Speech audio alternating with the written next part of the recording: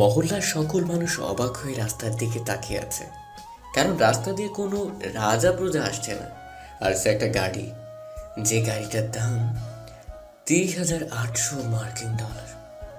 মার্কিন যুক্তরাষ্ট্রের সব থেকে ভালো ক্যাটাগরিতে তৈরি BMW X1, যার মধ্যে অনেক টেকনোলজি রয়েছে।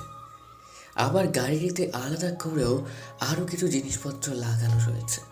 প্রথম ঝলকেই সকলের মনে জায়গা করে নিল গাড়িটা। সকলের মনে একই প্রশ্ন, কে এটা যে এত দামি গাড়ি নিয়ে মহল্লায় প্রবেশ করলো? মহল্লার সবাই হয়তো গাড়ি এর আগে কখনো দেখেইনি। যারা প্রথমবার দেখলো তারা তো হা হয়ে গেছে। এত দামি গাড়ি দেখে মহল্লার সকল মানুষের চমক লেগে গেছে।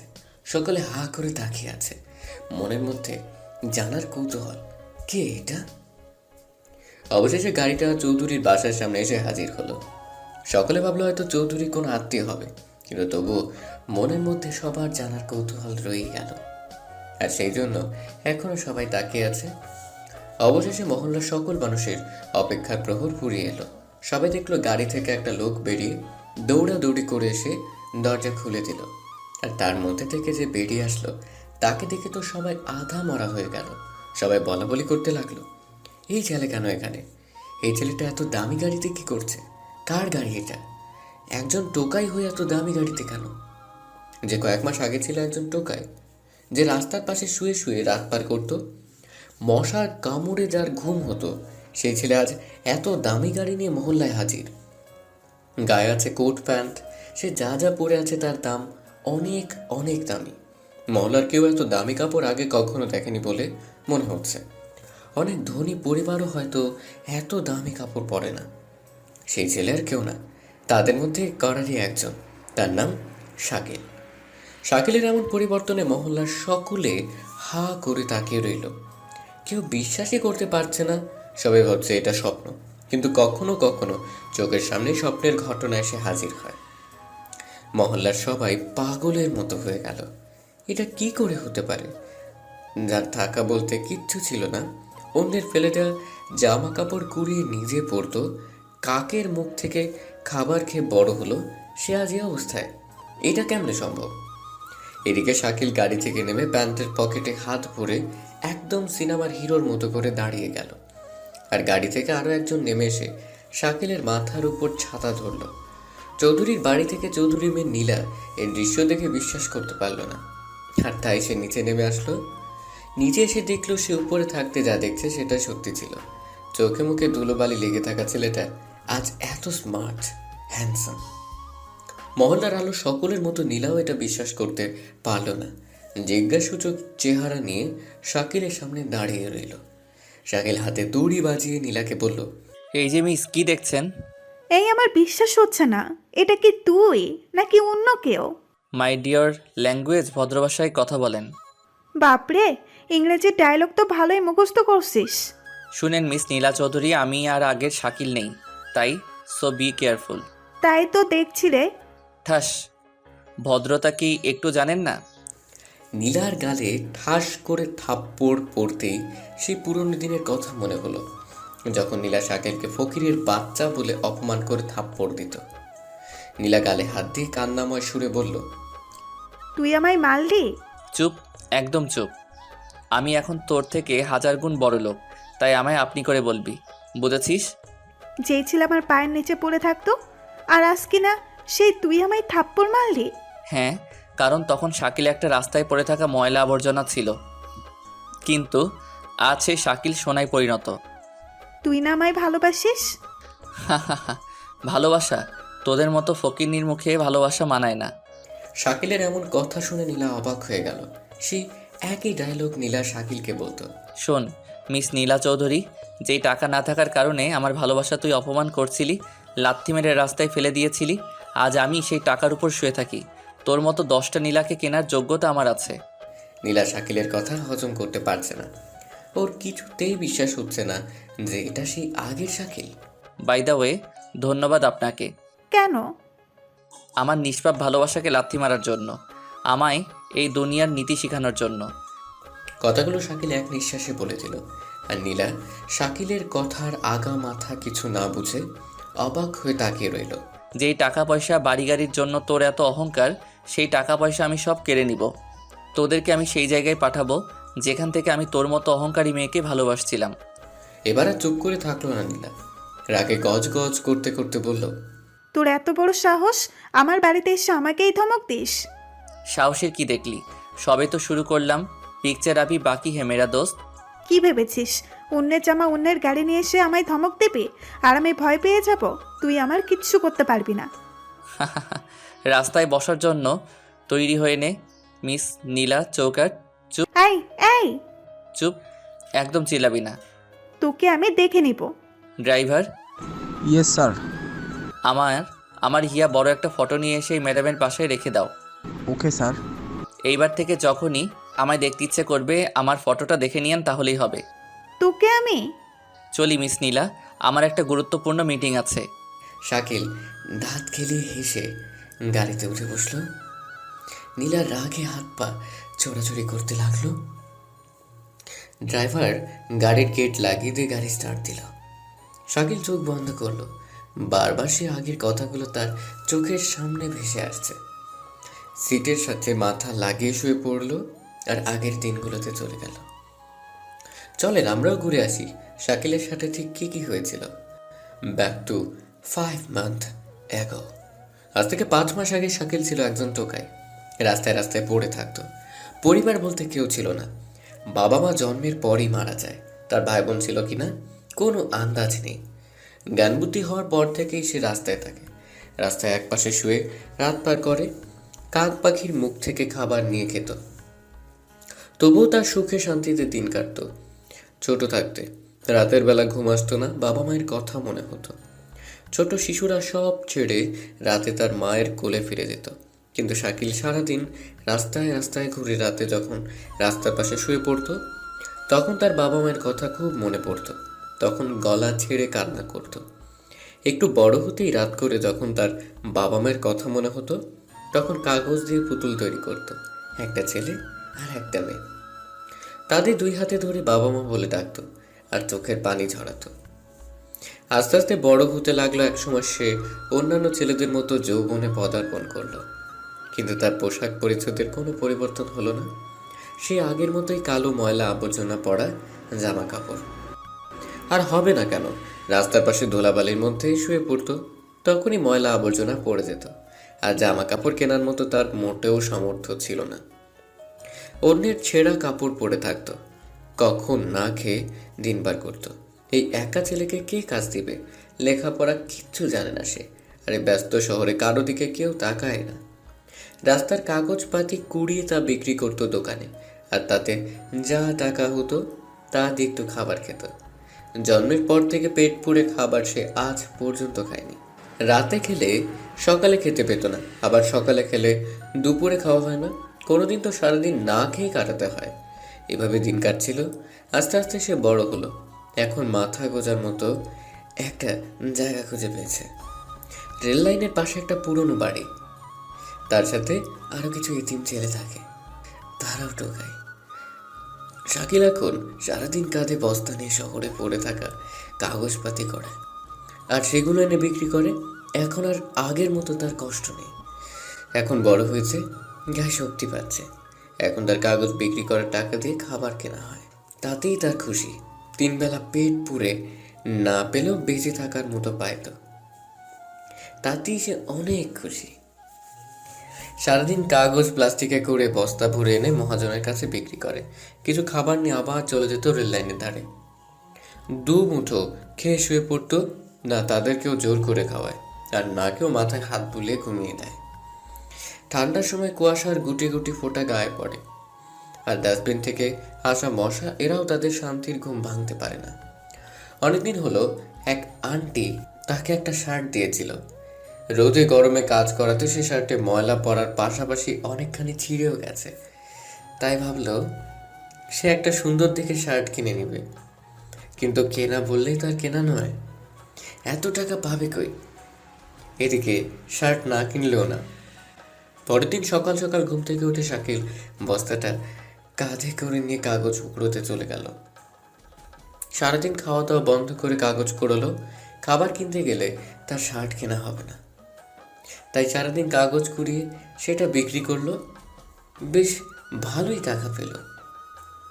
শাকিল এবার সেই টাকা থেকে অর্ধেকটা আলাদা করে রেখে দিল, আর বাকি টাকা দিয়ে রাতের জন্য খাবার নিয়ে ঘরে চলে এলো। রেললাইনের পাশে এসে দেখলো একটা ছোট মেয়ে বসে কান্না করতেছে। বয়স হবে 8 থেকে 10। ছোট মেয়ের কান্না দেখে সবারই দয়া হয়, শাকিলেরও তাই হলো। এবার শাকিল এদিক ওদিক তাকিয়ে দেখে পাশে একটা ছেলে হাঁটুর ভিতর মাথা গুজে বসে আছে। বয়সে শাকিলের সমানই হবে। শাকিল এই ছেলেটার কাছে যে বলল, এই, ওই ছোট মেয়েটা কাঁদছে কেন? ছেলেটা চুপ করে থাকলো। শাকিল আবার জিজ্ঞেস করলো, ওর কি বাপ মাও নাই? না, ওটা আমার ছোট বোন।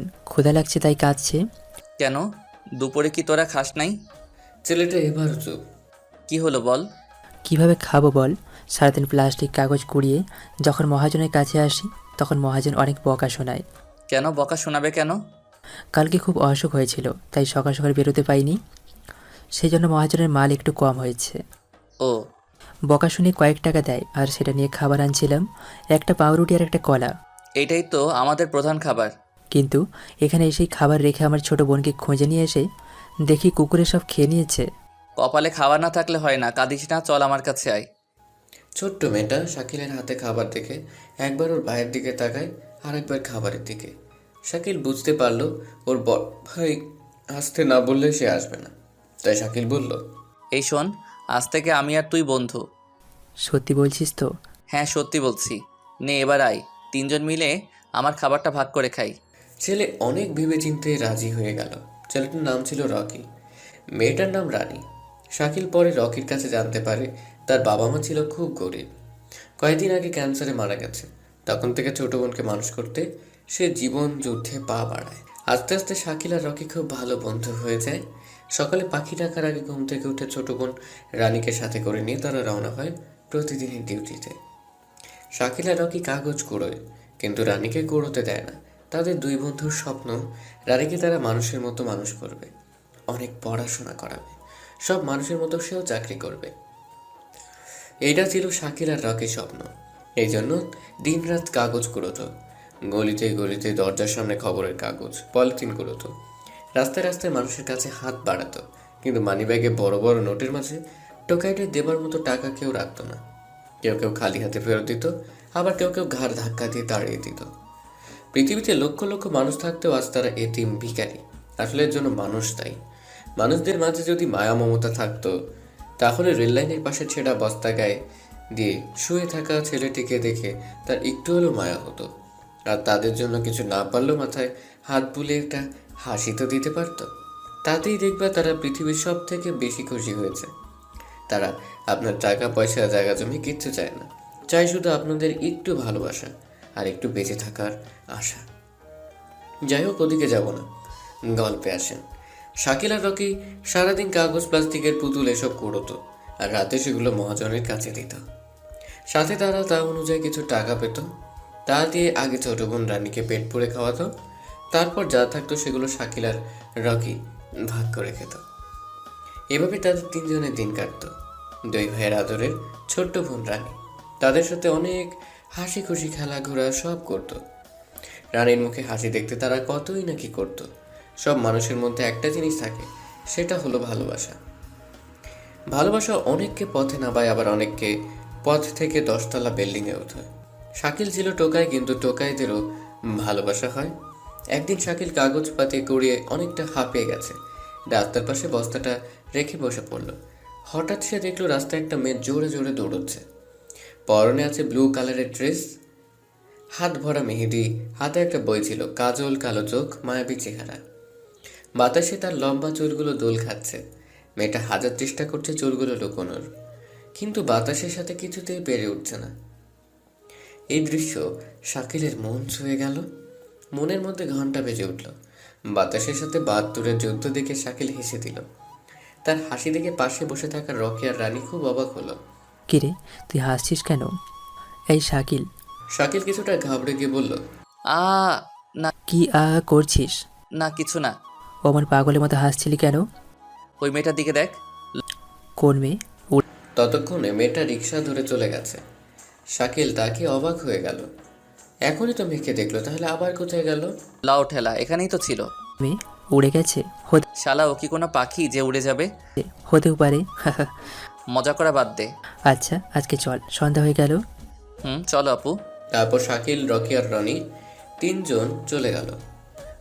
মহাজনের কাছে এসে বিক্রি করে রেললাইনের পাশে চলে গেল। শাকিলের মনে শুধু একটাই জিনিস ভাসছে, সেটা হলো ওই মেয়েটা। কিছুতেই চোখ থেকে সরাতে পারছে না। রাতের খাওয়া দাওয়া শেষ করে শুয়ে পড়ল। শাকিল মাথার নিচে হাত দিয়ে আকাশের চাঁদের দিকে তাকালো। আচমকা সে ছাদে সেই মেয়েটার প্রতিচ্ছবি দেখল। জীবনের প্রথম কাউকে এমন দেখছে। সারা রাত শাকিল ঘুমোতে পারল না, শুধু মেয়েটাকে নিয়ে ভাবল। রাত কেটে সকাল হলো। প্রতিদিনের মতো আজকে অতি সকালে রকি উঠে পড়ল, সাথে রানিও। শাকিল আগে থেকেই জেগেছিল, কিন্তু বাস্তবে ছিল না। হঠাৎ রকির ধাক্কায় শাকিল বাস্তবে ফিরে আসলো। চোখ খুলে তাকিয়ে দেখে রকি তাকে ডাকছে। কি হলো, ডাকছিস কেন? হ্যাঁ, তোর আবার কি হলো? অন্যদিন আমার একটু উঠতে দেরি হলে তো আমায় মেরে মেরে তুলতি, আর আজ নিজেই জিজ্ঞেস করছিস? ও সকাল হয়ে গেছে? হ্যাঁ না, কেবল রাত হচ্ছে। আচ্ছা চল। তারপর শাকিল উঠে ট্যাপের পানিতে হাত মুখ ধুয়ে বস্তাটা কাঁধে নিয়ে তিনজন রওনা হয়ে গেল। কাগজ, প্লাস্টিকের ভাঙা পুতুল এসব কুড়োচ্ছে। শাকিলও কুড়াচ্ছে, কিন্তু আগের মতো না। কেমন যেন অন্যমনস্ক হয়ে আছে। বন্ধু, তোর কি হয়েছে সত্যি বল তো। আরে কিছু না, ছাড় তো। বল। আসলে কালকের ওই মেয়েটাকে দেখার পর থেকে আমি যেন কেমন অন্যরকম হয়ে যাচ্ছি। যেখানে যাই সেখানেই তাতে দেখি। ও এই ব্যাপার। জানিস, আজ পর্যন্ত কোনোদিন এমন হয়নি। মনে হয় তুই প্রেমে পড়েছিস।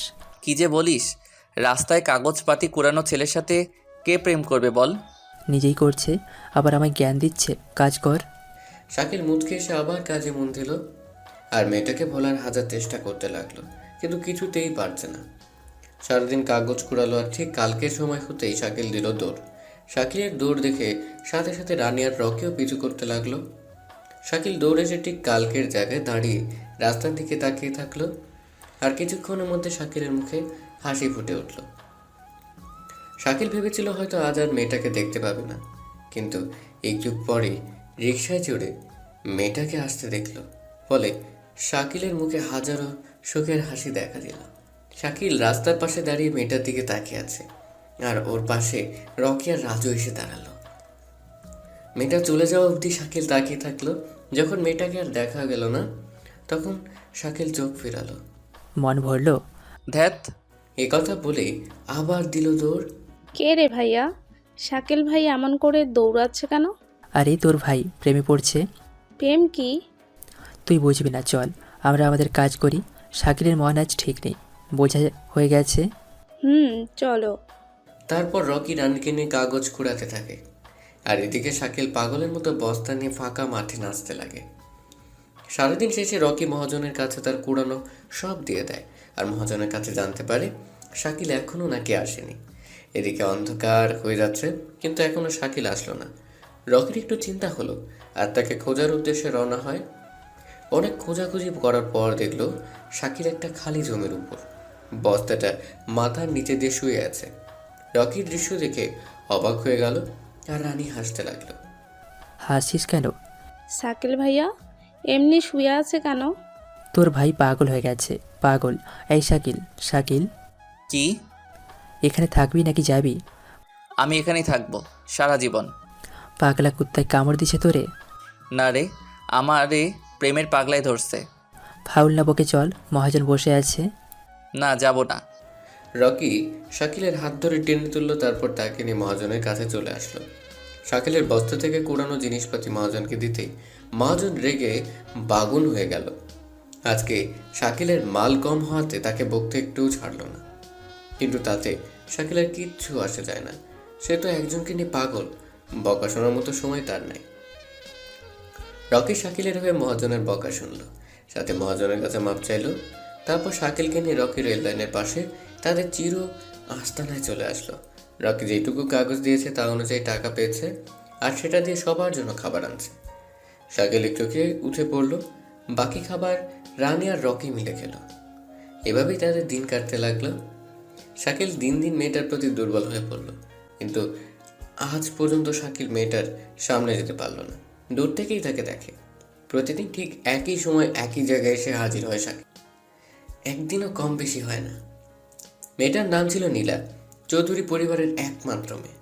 প্রতিদিন শাকিলকে একই জায়গায় দেখে নীলার মনে একটু সন্দেহ জমা হলো। সন্দেহকে জানতে আজ নীলা গাড়িতে না উঠে রাস্তার একপাশে লুকিয়ে দাঁড়িয়ে পড়ল। এদিকে ঠিক সময় ঠিক এন্ট্রি হলো শাকিলের। নীলা এই ঘটনা দেখে একটু অবাক হলো। প্রতিদিন এই ছেলেটা এখানে কার জন্য আসে এটা জানার খুব ইচ্ছে হলো নীলার, আর তাই নীলা শাকিলের সাথে কথা বলার জন্য ঠিক করলো। এদিকে শাকিল এখানে এসে নীলাকে আজ দেখতে পেল না, ফলে শাকিলের মুখটা শুকিয়ে গেল। এদিক ওদিক খুঁজতে লাগলো শাকিল, কিন্তু কোথাও দেখতে পেল না। ভাবলো আজ হয়তো আসতে দেরি হয়ে গেছে। এটা ভেবে মন খারাপ করে রাস্তার দিকে তাকিয়ে থাকলো। হঠাৎ নীলাকে আসতে দেখে শাকিলের মুখে সেই হারানো হাসিটা দেখা দিল। নীলাকে দেখে শাকিল হাত থেকে বস্তাটা দূরে ফেলে দিল আর শার্ট প্যান্ট হাত দিয়ে পরিষ্কার করতে লাগলো। নিজের ক্রাশ যখন সামনে আসে নিজের ভাবটা এমনিতেই বেড়ে যায়, আর শাকিলেরও তাই হলো। নীলা সোজা এসে শাকিলের একটু দূরে দাঁড়ালো, আর শাকিল লজ্জা পেয়ে মাথা নিচু করে মুচকি হাসতে লাগলো। কে আপনি? আর এখানে প্রতিদিন কেন আসেন? নীলার কথা শুনে শাকিলের মুখের কথা হারিয়ে গেল। ভয়ে শরীর ঘামতে লাগলো। নীলাকে কিছু বুঝতে দিবে না বলে বলল, আমি মানুষ, হি হি হি। আমি কি বাদর বলছি? না, আসলে আমার নাম শাকিল। ও ভালো, তাই এখানে প্রতিদিন কেন আসেন? আসলে এখানে একটা জিনিস দেখতে আসি। কি সেটা? না না, মানে এখানকার জায়গাটা আমার খুব ভালো লাগে। আমি শুনেছি মানুষের মধ্যে কারো ফাঁকা জায়গা ভালো লাগে, কারো মাঠ ভালো লাগে, আর কারো অফিস, কারো আড্ডাখানা, আর আপনার এই রাস্তা ভালো লাগে। হ্যাঁ হ্যাঁ, দেখেন তো কত গাড়ি যাচ্ছে। কি করেন আপনি? কাজ করি। তাহলে যান, কাজ করেন। এখানে দাঁড়িয়ে সময় নষ্ট কেন করছেন? ঠিক বলছো। আচ্ছা আমি যাই। যান। আগে আপনি যান, হি হি হি। আপনি কথায় কথায় এত হাসেন কেন? না মানে সো ফানি। নীলার এমন হাসি দেখে শাকিল তো ফিদা, হা করে তাকিয়ে রইল। নীলা একটা রিকশায় চড়ে চলে গেল, আর শাকিল মনের আনন্দে বস্তা তুলে নিয়ে দৌড় দিল। তার মনের মানুষের সাথে আজ কথা বলছে, এত কাছে থেকে তাকে দেখছে, এটাই শাকিলের কাছে অনেক কিছু। এই খুশিটা আজ সারাদিন ভালোই কাজ করলো। হাসি মুখে কাগজপাতি করলো, আর একটাই চিন্তা মাথায় ধরল, সো ফানি এর অর্থ কি, এর বাংলা কি? শাকিল ভাবলো নীলা হয়তো ওকে ভালোবাসার কথা বলছে, এই জন্য আরও যাকে দেখে তাকেই জিজ্ঞেস করে ওটার বাংলা কি। কিন্তু ওদের মধ্যে কেউ বলতে পারে না, কারণ ওদের মধ্যে কেউ পড়াশোনা করেনি। রাতে খেয়ে দিয়ে শুয়ে পড়ে। রকি কি? হেব্বি সুন্দর। কি? আর এই মেয়েটা কি সুন্দর, বড় বড় চোখ, মায়াবী চেহারা। রাতেও কি তোর ভূত নামে না? আমায় ভূতে ধরেনি, আমায় ভালোবাসে ধরছে। কদিন জানি পাবনার টিকিট কাটতে হয়। ধুরু কী সব বলিস তুই? জানিস আজ আমি ওর সামনাসামনি কথা বলছি, একদম কাছাকাছি। এই নিয়ে একই কথা 7 বার বলা হলো। ও এবার তো ঘুমা। হাসলে না, ওর গালে টোল পড়ে, আর ওটাতেই আমি শেষ। রাস্তায় তাড়ি দেয়, দেখিস না? ওদের গালেও টোল পড়ে। যা ওদের কাছে গিয়ে মর, হারামি। শালা দিব এক লাথি, এদের কাছে কেন যাব? প্রেম করবি? একথা শুনে শাকিল রকিকে একটা লাথি মারল। থাম, জানিস ওর। থাম, আর শুনবো না, কান পচে গেল। যা সর, তোকে বলবো না। হুম।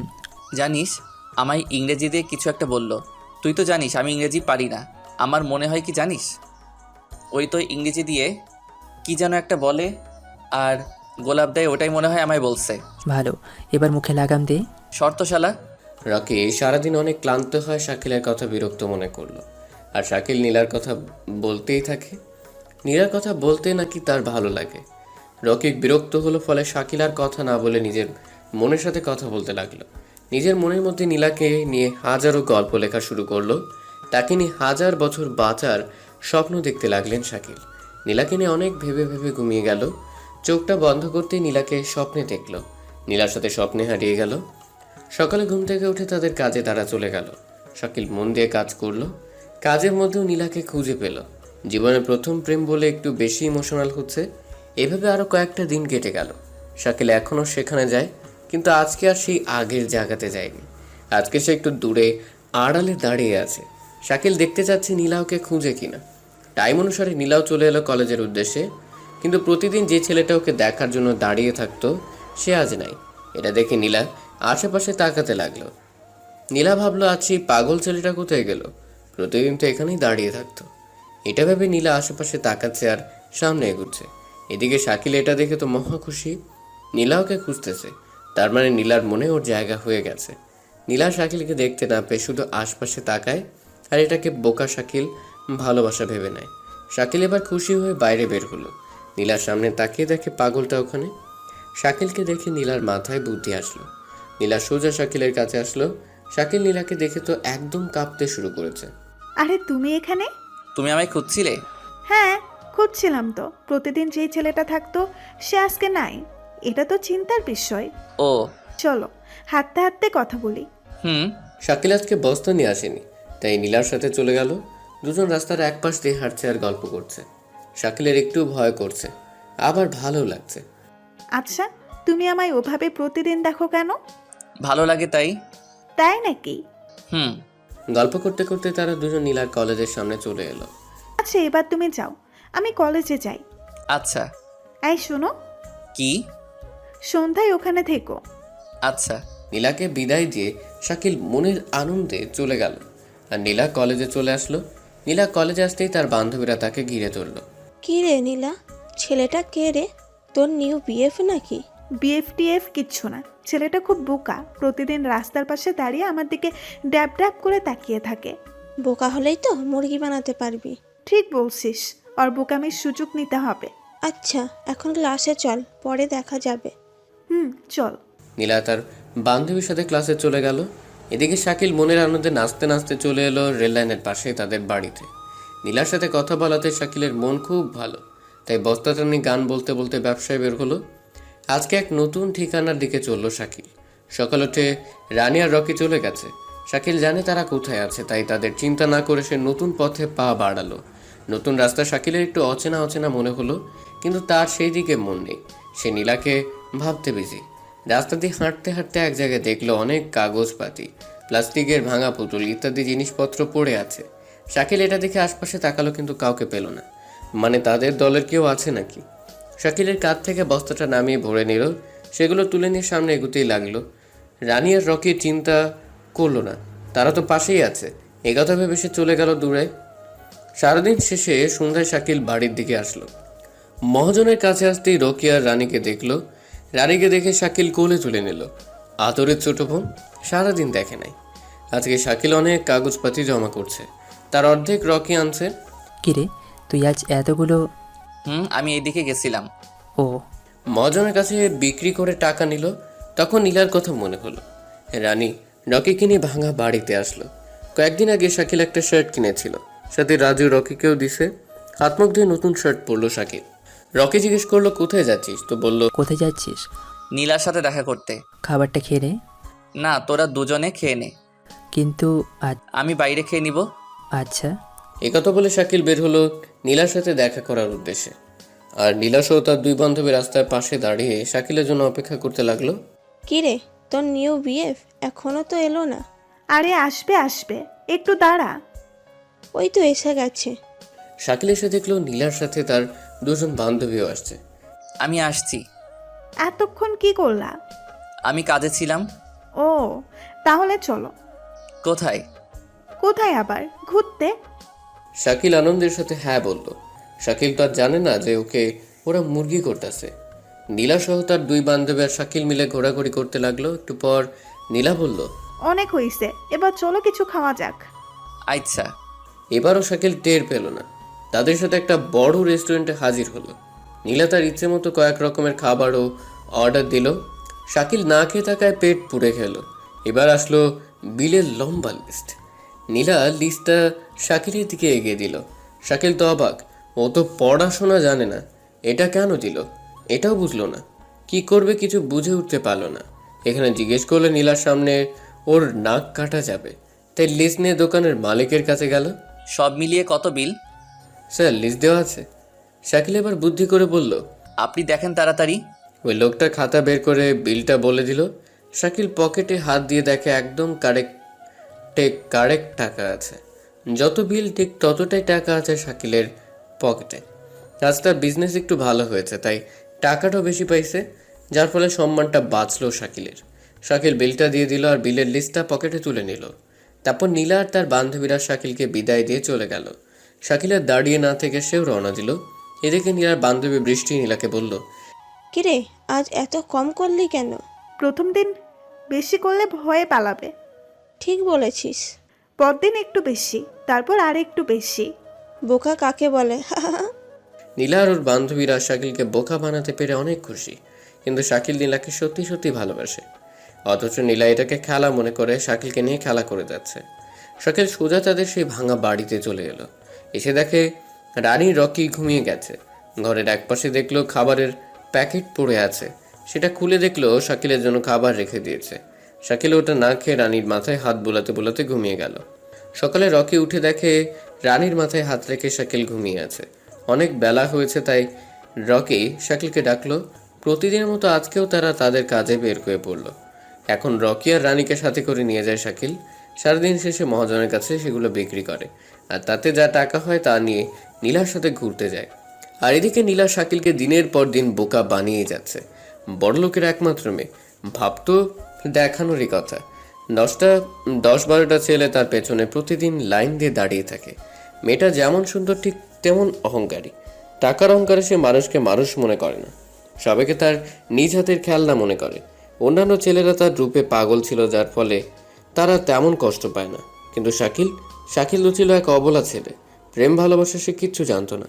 নীলাকে প্রথম দেখাতেই তার ভালো লাগে আর তার প্রতি দুর্বল হয়ে পড়ে। সেই জন্য তার সব কথাকে মেনে নেয়। নিজে নাকি নীলাকে ঘুরতে নিয়ে যাবার জন্য টাকা জমিয়ে রাখে, আর প্রতিদিন সন্ধ্যায় তারা ঘুরতে যায়। শাকিল ভাবতো নীলাও তাকে ভালোবাসে, যেমন ও নীলার জন্য পাগল, ঠিক তেমন হয়তো নীলাও ওর জন্য পাগল।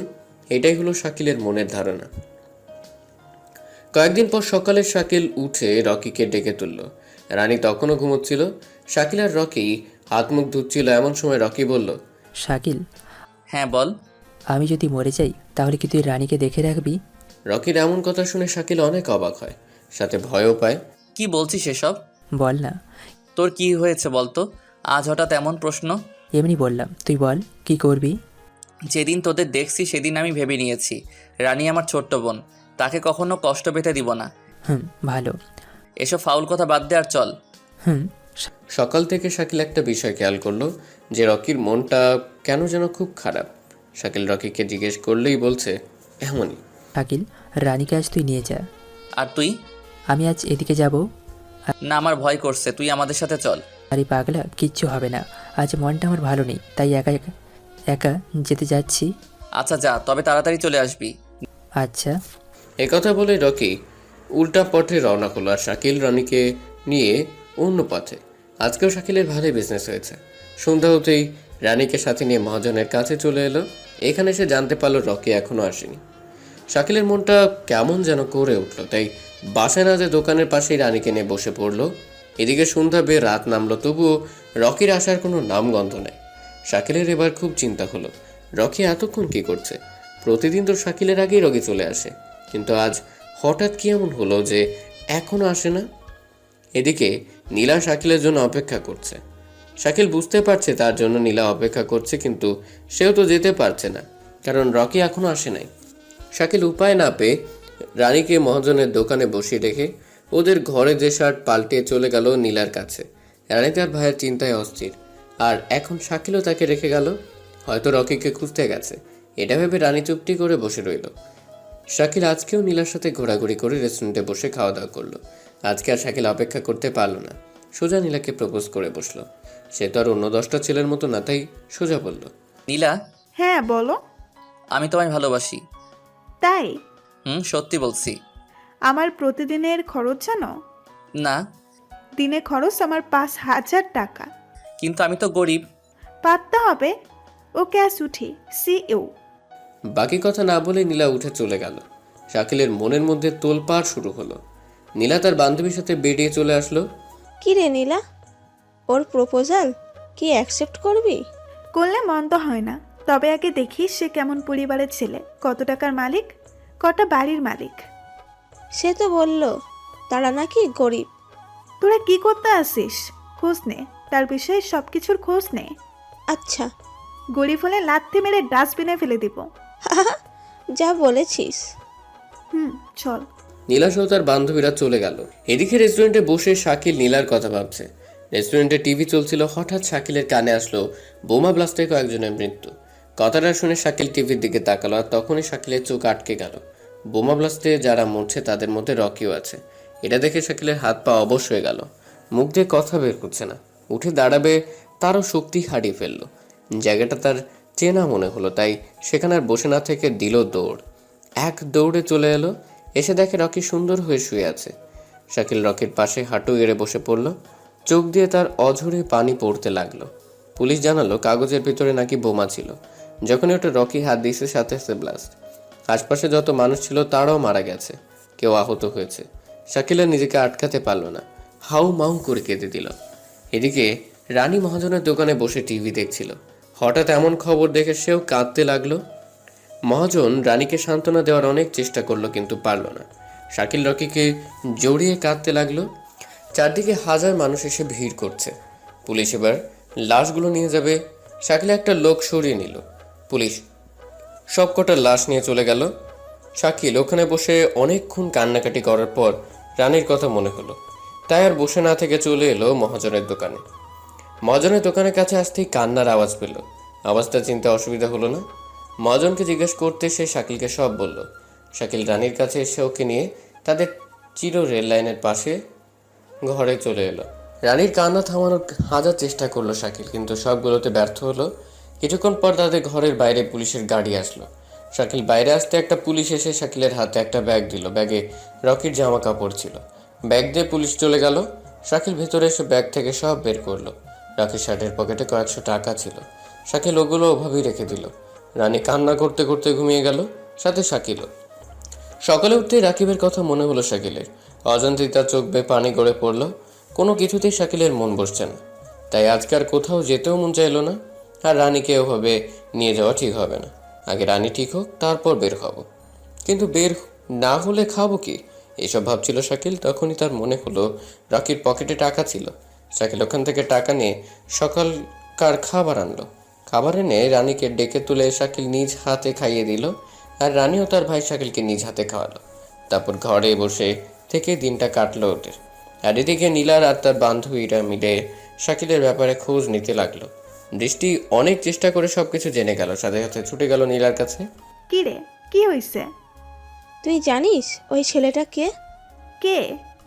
ও একটা টোকাই, রাস্তায় রাস্তায় কাগজ কুড়িয়ে বেড়ায়। কি বলছিস? হ্যাঁ, ঠিকই বলছি। ও একজন টোকাই। গতকাল বোমা ব্লাস্টে যারা মারা গেছে তাদের মধ্যে তার ভাইও ছিল টোকাই। তাই তো বলি, এখানকার ছেলেরা এত বোকা নয়। প্রথম দিন আমার সন্দেহ হচ্ছিল, পুরনো শার্ট, ছেঁড়া প্যান্ট, আর কাছে গেলে তো ওয়াক উল্টি আসে। হয়েছে, থাম, ওকে আর একটু নাচিয়ে নেই। কি রে? দেখতে থাক। একথা বলে নীলা আর বৃষ্টি জোরে জোরে হাসতে লাগলো।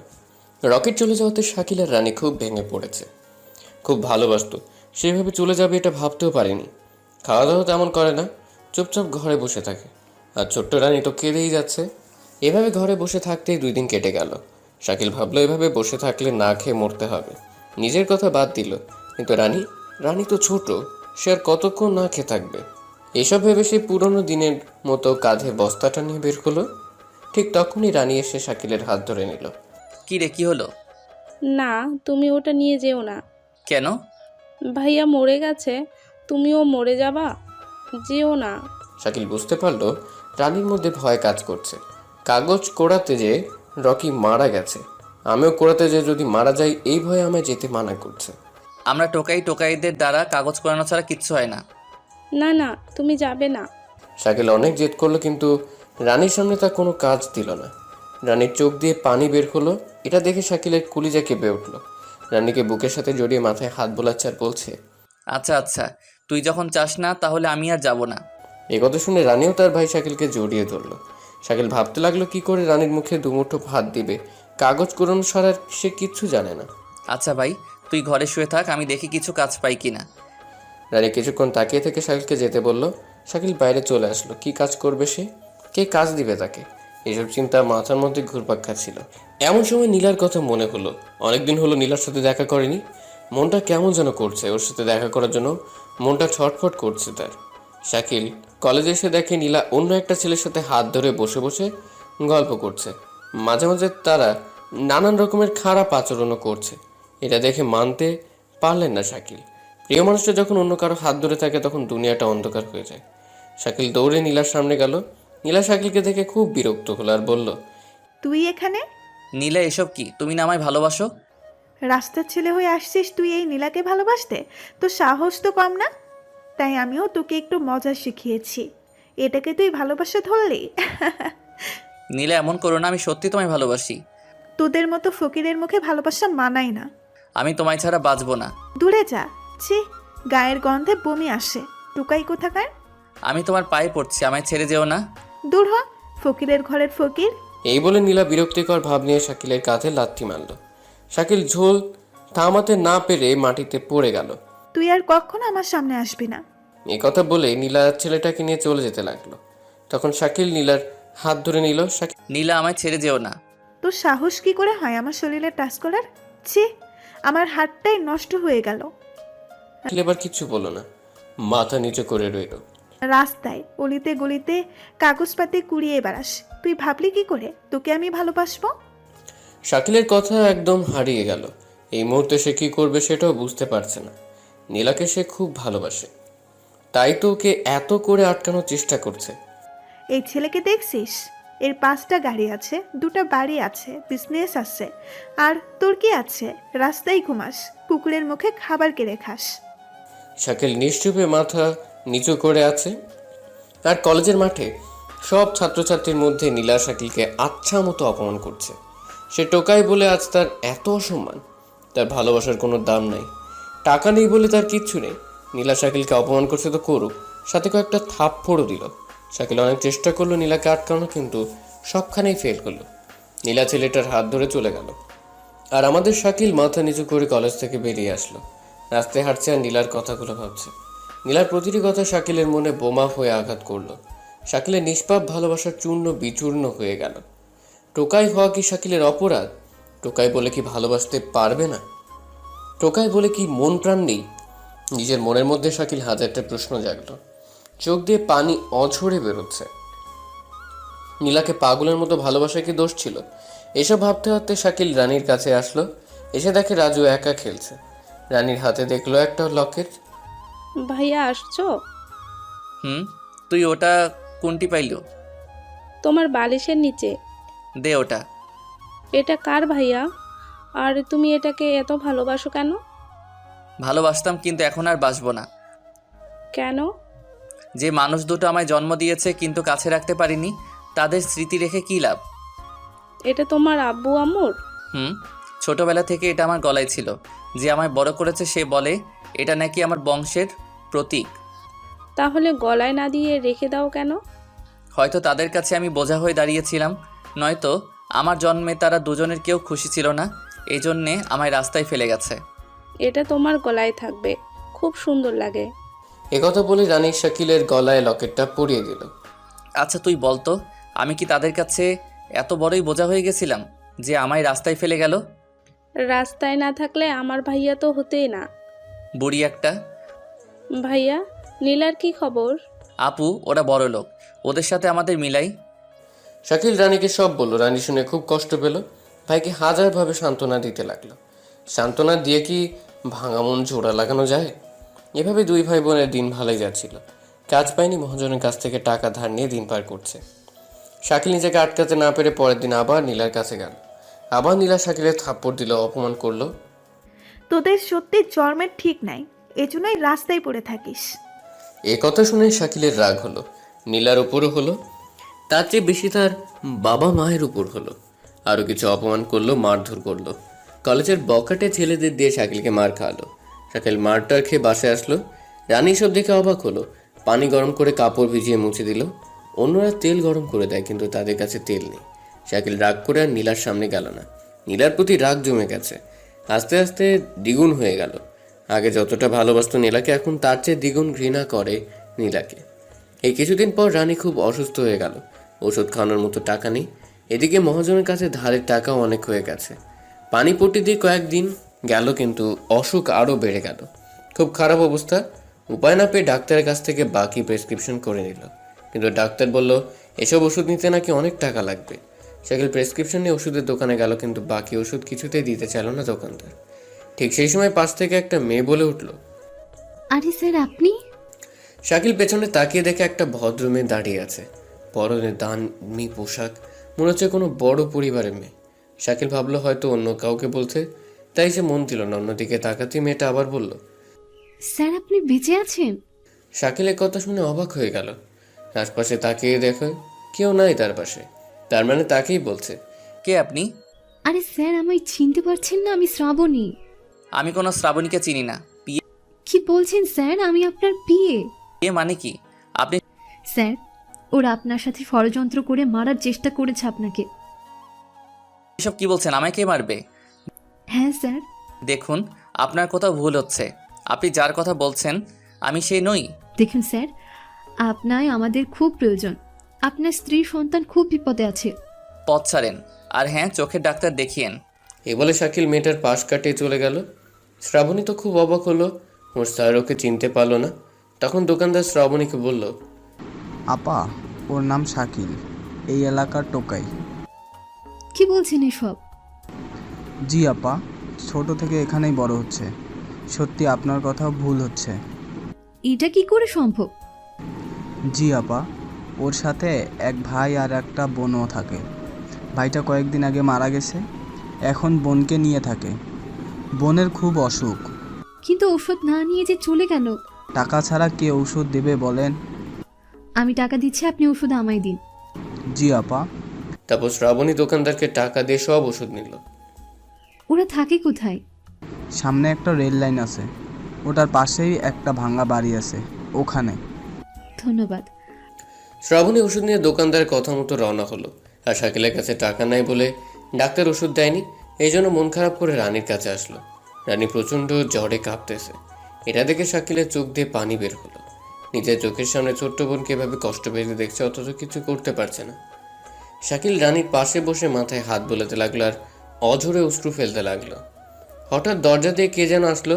শাকিল তাকিয়ে দেখে সেই মেয়েটাকে দেখে শাকিলের রাগ হলো। আপনি এখানেও এসে গেছেন?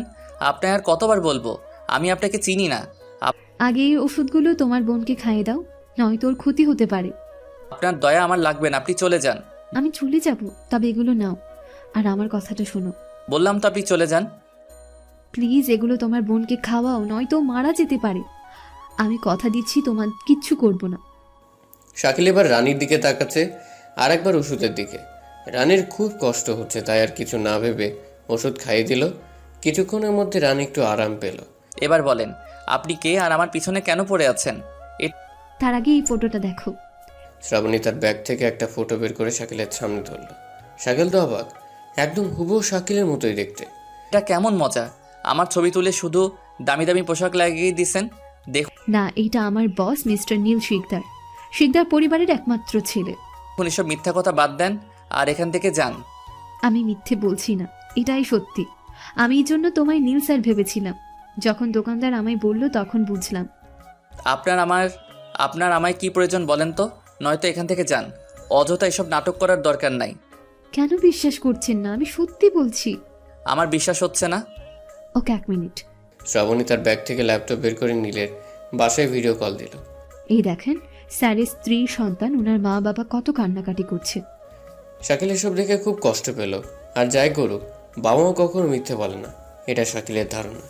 তুমি কে? আমি নীল স্যারের পার্সোনাল অ্যাসিস্ট্যান্ট। আমি কি করতে পারি? তোমায় নীল সেজে ওই বাড়িতে, ওই শহরে যেতে হবে আর নীল স্যারের খুনের প্রতিশোধ নিতে হবে। কিন্তু কি হয়েছিল নীলের? স্যার ছিলেন ঢাকা শহরের টপ বিজনেসম্যান, তার সাথে টক্কর দেওয়ার মতো কেউ ছিল না। সব সময় সে সব প্রজেক্টে সাকসেসফুল হতো। পরিবার বলতে বাবা মা, স্ত্রীর সাথে 5 বছরের একটা ছেলে। আমায় বোন বলে ডাকতো আর নিজের বোনের থেকেও বেশি ভালোবাসতো। এই নিয়ে তার দিন খুব ভালো কাটছিল। তবে তার এমন খুশি একজনের মনে বিষ হয়ে জমা হতো। তার নাম ছিল রফিক চৌধুরী। রফিক ছিল বিজনেসম্যানের খাতায় দ্বিতীয় নম্বরে, মানে নীলের পরে। কিন্তু এটা কিছুতেই মানতে পারতো না রফিক চৌধুরী। রফিক চাইতো সে সবসময় 1 নম্বরে থাকবে, কিন্তু নীলের জন্য পারতো না। বড় বড় প্রজেক্ট রফিকের হাতে না যে নীলের হাতে আসতো। তখনও এসেছিল এক বিশাল প্রজেক্ট, প্রায় 800 কোটি টাকার প্রজেক্টে রফিক নিতে চাইছিল, কিন্তু শহরের 1 নম্বরের খাতায় নীল থাকার কারণে রফিক পেল নীল স্যার। নীল স্যার খুব খুশি হলো এত বড় প্রজেক্ট হাতে পেয়ে, কিন্তু রফিকের খুব রাগ হলো এত বড় প্রজেক্ট হাতছাড়া হয়ে। নীল স্যার প্রজেক্ট পাওয়ার সাথে সাথে কাজে লেগে যায়, আর এদিকে রফিক একের পর এক ষড়যন্ত্র করতে থাকে। নীল স্যার যেমন সাহসী শক্তিশালী তেমন বুদ্ধিমানও ছিলেন। রফিকের একের পর এক সব ষড়যন্ত্রকে উপেক্ষা করে সামনে এগোতে লাগলেন।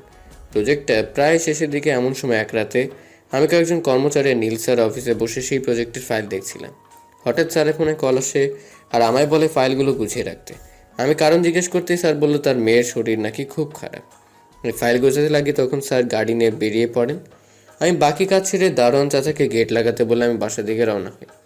রাস্তায় আসতেই হঠাৎ ম্যাডামের ফোন আসা, জিজ্ঞেস করে তোমার ভাই কোথায়। আমি কিছুটা অবাক হয়ে বলে আপনি তো নাকি ফোন করে ডাকলেন, তাই তো কাজ রেখে চলে গেল। তখন ম্যাডাম জবাব দিলেন সে নাকি ফোন করেনি আর তার মেয়েও নাকি সুস্থ। এইসব কিছু আমার মাথার উপর দিয়ে যায়, কিছু বুঝতে পারছিলাম না কি করব। আমি বাসায় না যে ম্যাডামের বাসায় চলে আসলাম। স্যারের বাবা পুলিশকে ফোন করে, পুলিশ চারদিকে তন্ন তন্ন করে খুঁজে কিন্তু কোথাও পায় না। সকালে রাস্তার পাশে এক বড় গাছের সামনে নীল স্যারের গাড়ি পাওয়া যায়, কিন্তু গাড়ির মধ্যে কেউ ছিল না। চারদিকে কান্নার টোল পড়ে যায়। সবার ধারণা নীল মারা গেছে, কিন্তু আমার মনে একটু খুঁতখুঁতি থেকেই গেল। পুলিশ গাড়িটা সার্চ করে দেখলো গাড়ির ব্রেক ফেল। রাস্তার পাশে নদী ছিল আর গাড়ির কাছে রক্ত পড়তে পড়তে নদী পর্যন্ত গেছে। পুলিশ অনেকগুলো ডুবুরিকে নিয়ে এসে নদীতে খুঁজতে লাগিয়ে দেয়, কিন্তু কোথাও পাওয়া যায় না। এরপর থেকে আজ পর্যন্ত 15 দিন হলো নীল স্যারের কোনো খোঁজ পাওয়া যায়নি। উপর থেকে অর্ডার দিছে 1 মাসের মধ্যে নীলকে খুঁজে না পেলে এই প্রজেক্ট ফেরত নেওয়া হবে। আর একবার এই প্রজেক্ট রফিকের হাতে গেলে শহরের অনেক মানুষের ক্ষতি হবে। কেন? কারণ এটা যেমন তেমন প্রজেক্ট নয়, এতে অনেকের ক্ষতি হওয়ার সম্ভাবনা আছে। আর রফিক তো এমনিতেই মানুষকে জানোয়ারের মতো মারে। হুম। প্লিজ শাকিল, তুমি শুধু একবার চলো আমার সাথে। না, আমি এসবের মধ্যে নাই। আমি একটা সাধারণ ছেলে, সাধারণই থাকতে চাই। দয়া করো শাকিল, তুমি যদি নীল হও তাহলে তার বাবা মা তাদের আদরের ছেলেকে পাবে, আর তার মেয়ে পাবে তার বাবাকে। কিন্তু এসব তো পাপ, অন্যের সাথে এমন অভিনয় করা পাপ। তাছাড়া উপায় নেই। আমার মন বলছে নীল স্যার এখনো বেঁচে আছে, ওকে আমাদের খুঁজে বের করতে হবে। আমি যেমন আছি তেমনই ভালো, তুমি চলে যাও। প্লিজ শাকিল, ওর পরিবারকে বাঁচাও। পরিবারের কি হয়েছে? নীল স্যার হারানোর পর থেকে একের পর এক আক্রমণ হচ্ছে স্যারের পরিবারে। বিভিন্ন অপরাধী করছে আর তাদের উপর হামলা হচ্ছে। জানি না কি হচ্ছে। আমি এখানে একটা কাজে এসেছি। এখন আপনায় হাত জোর করে বলছি, আমায় জোর করবেন না। আমি আমার বোনকে নিয়ে এভাবেই বাঁচতে চাই। তুমি কি চাও না তোমার বোন বড় স্কুলে পড়ুক? হ্যাঁ চাই, কিন্তু অন্যের জন্য আমার বোনকে হারাতে পারবো না। তোমার নাম উজ্জ্বল করুক। তোমার বোনের কিচ্ছু হবে না। তোমার বোনকে আমি আমার কাছে রাখবো। কেন বুঝতে চাচ্ছেন না? আমি একটা সাধারণ ছেলে, আমি এসবের মধ্যে জড়াতে চাই না। সাধারণ থেকে অসাধারণ হওয়ার সময় এসে গেছে। আমি চাই না। প্লিজ তুমি নীল স্যারের কাজটাকে সম্পূর্ণ করে দাও আর ওর পরিবারকে বাঁচাও। শাকিলা শ্রাবণীর কথা শুনে রানী উঠে পড়ে। রানী শুয়ে থেকে তাদের কথা বোঝার চেষ্টা করে, কিছুটা বুঝতে পারছে। তখন রানী শাকিলের হাত ধরল। শাকিলের হাত ধরে হাতের দিকে তাকিয়ে দেখে রানী। রানী তুই? এটা কে ভাইয়া? এ হচ্ছে। শাকিল বলতে যাবে এমন সময় শ্রাবণী বলল, আমি তোমার ভাইয়ার বন্ধু। হুম। আমি শুনলাম এই আপু নাকি তোমার কাছে সাহায্য চাচ্ছে। হ্যাঁ ভাইয়া, অন্যকে সাহায্য করা ভালো। শুনেন, আমি এখন যাব, কিন্তু পরে যখন জানতে পারবে যে আমি তাদের নীল নই, এতদিন আমি অভিনয় করছি, তখন কি হবে ওদের একটু ভেবেছেন? তখন সেটা দেখা যাবে। এখন চলো, তখন করার চেয়ে এখন বেশি ভাববার বিষয়। কিন্তু শাকিল যতবারই না বলে শ্রাবণী ততই জেদ করে। অবশেষে রানীর মুখের দিকে তাকিয়ে শাকিল রাজি হলো, কিন্তু একটা কথা শাকিলের মাথায় ঢুকছে না। একটা কাজ সম্পূর্ণ করার জন্য এত জেদ করছে কেন? আবার ভাবলো ও তো আর পড়ালেখা জানে না, সেজন্য এসবের কিচ্ছু বুঝেও না। একথা ভেবে সে চুপ করে রইল। তবুও মনের খুঁতখুঁতিটা থেকেই গেল। অবশেষে রানী আর শাকিল শ্রাবণীর সাথে যাবার জন্য রেডি হলো। শ্রাবণী ফোন করে গাড়ি আনতে বলল। কিছুক্ষণের মধ্যে গাড়ি এসে হাজির হলো। শাকিল আর রানী উঠে পড়লো। ড্রাইভার গাড়ি ছেড়ে দিল। গাড়ি তার নিজ গতিতে চলতে লাগলো। কিছুক্ষণের মধ্যে তারা তাদের গন্তব্যে পৌঁছে গেল। শ্রাবণী তাদের নিয়ে একটা বড় বাসায় ঢুকলো। তার আগে শ্রাবণী ফোনে কথা বলল, আর সেটা শুনতে পেল শাকিল। শ্রাবণী ফোনে বলছিল, স্যার পেয়ে গেছি, এখন আর আমাদের কেউ আটকাতে পারবে না। মূর্খ হলেও শাকিল কিছুটা হলেও বুঝে। শাকিল, সরি নীল, এখন থেকে তুমি নীল। হুম। কি ভাবছো? কিচ্ছু না। আসো। শাকিল শ্রাবণীর সাথে ভেতরে চলে গেল। এত বড় বাড়ি শাকিল কোনোদিন দেখেনি। সে এক বিশাল বাড়ি। নীল, তোমরা ওই রুমে গিয়ে দেখো, অনেকগুলো ড্রেস আছে, সেখান থেকে একটা ড্রেস পরে নাও। আচ্ছা। শাকিল রানীকে নিয়ে শ্রাবণী দেখানোর রুমে চলে গেল। সেখানে আলমারিতে অনেক জামা কাপড় দেখলো শাকিল। এত দামি কাপড় চোপড় দেখে অবাক হলো, আর সাথে একটু খুশিও হলো। খুশি হলে কী হবে, মনের মধ্যে সন্দেহের জাল যে বেড়েই চলেছে। অবশেষে শাকিল আর রানী তাদের ড্রেস পাল্টে নিল। সুন্দর সুন্দর জামা পরে রানী খুব খুশি। আর এদিকে শাকিল চিন্তায় পড়ে গেল তাদের কোথায় নিয়ে আসলো। ছোটবেলায় শাকিল শুনেছে শহরের মানুষ নাকি মানুষ বিক্রি করে। এটা ভেবে আরও ভয় পেল, ভাবলো হয়তো আমাদেরও বিক্রি করার জন্য আনছে। তবুও বুকে সাহস রাখল। আর শ্রাবণী তার কাজ শেষ করে শাকিলের কাছে আসলো। শাকিল ভয় পেয়ে রানীর কাছে গিয়ে রানীকে শক্ত করে ধরল।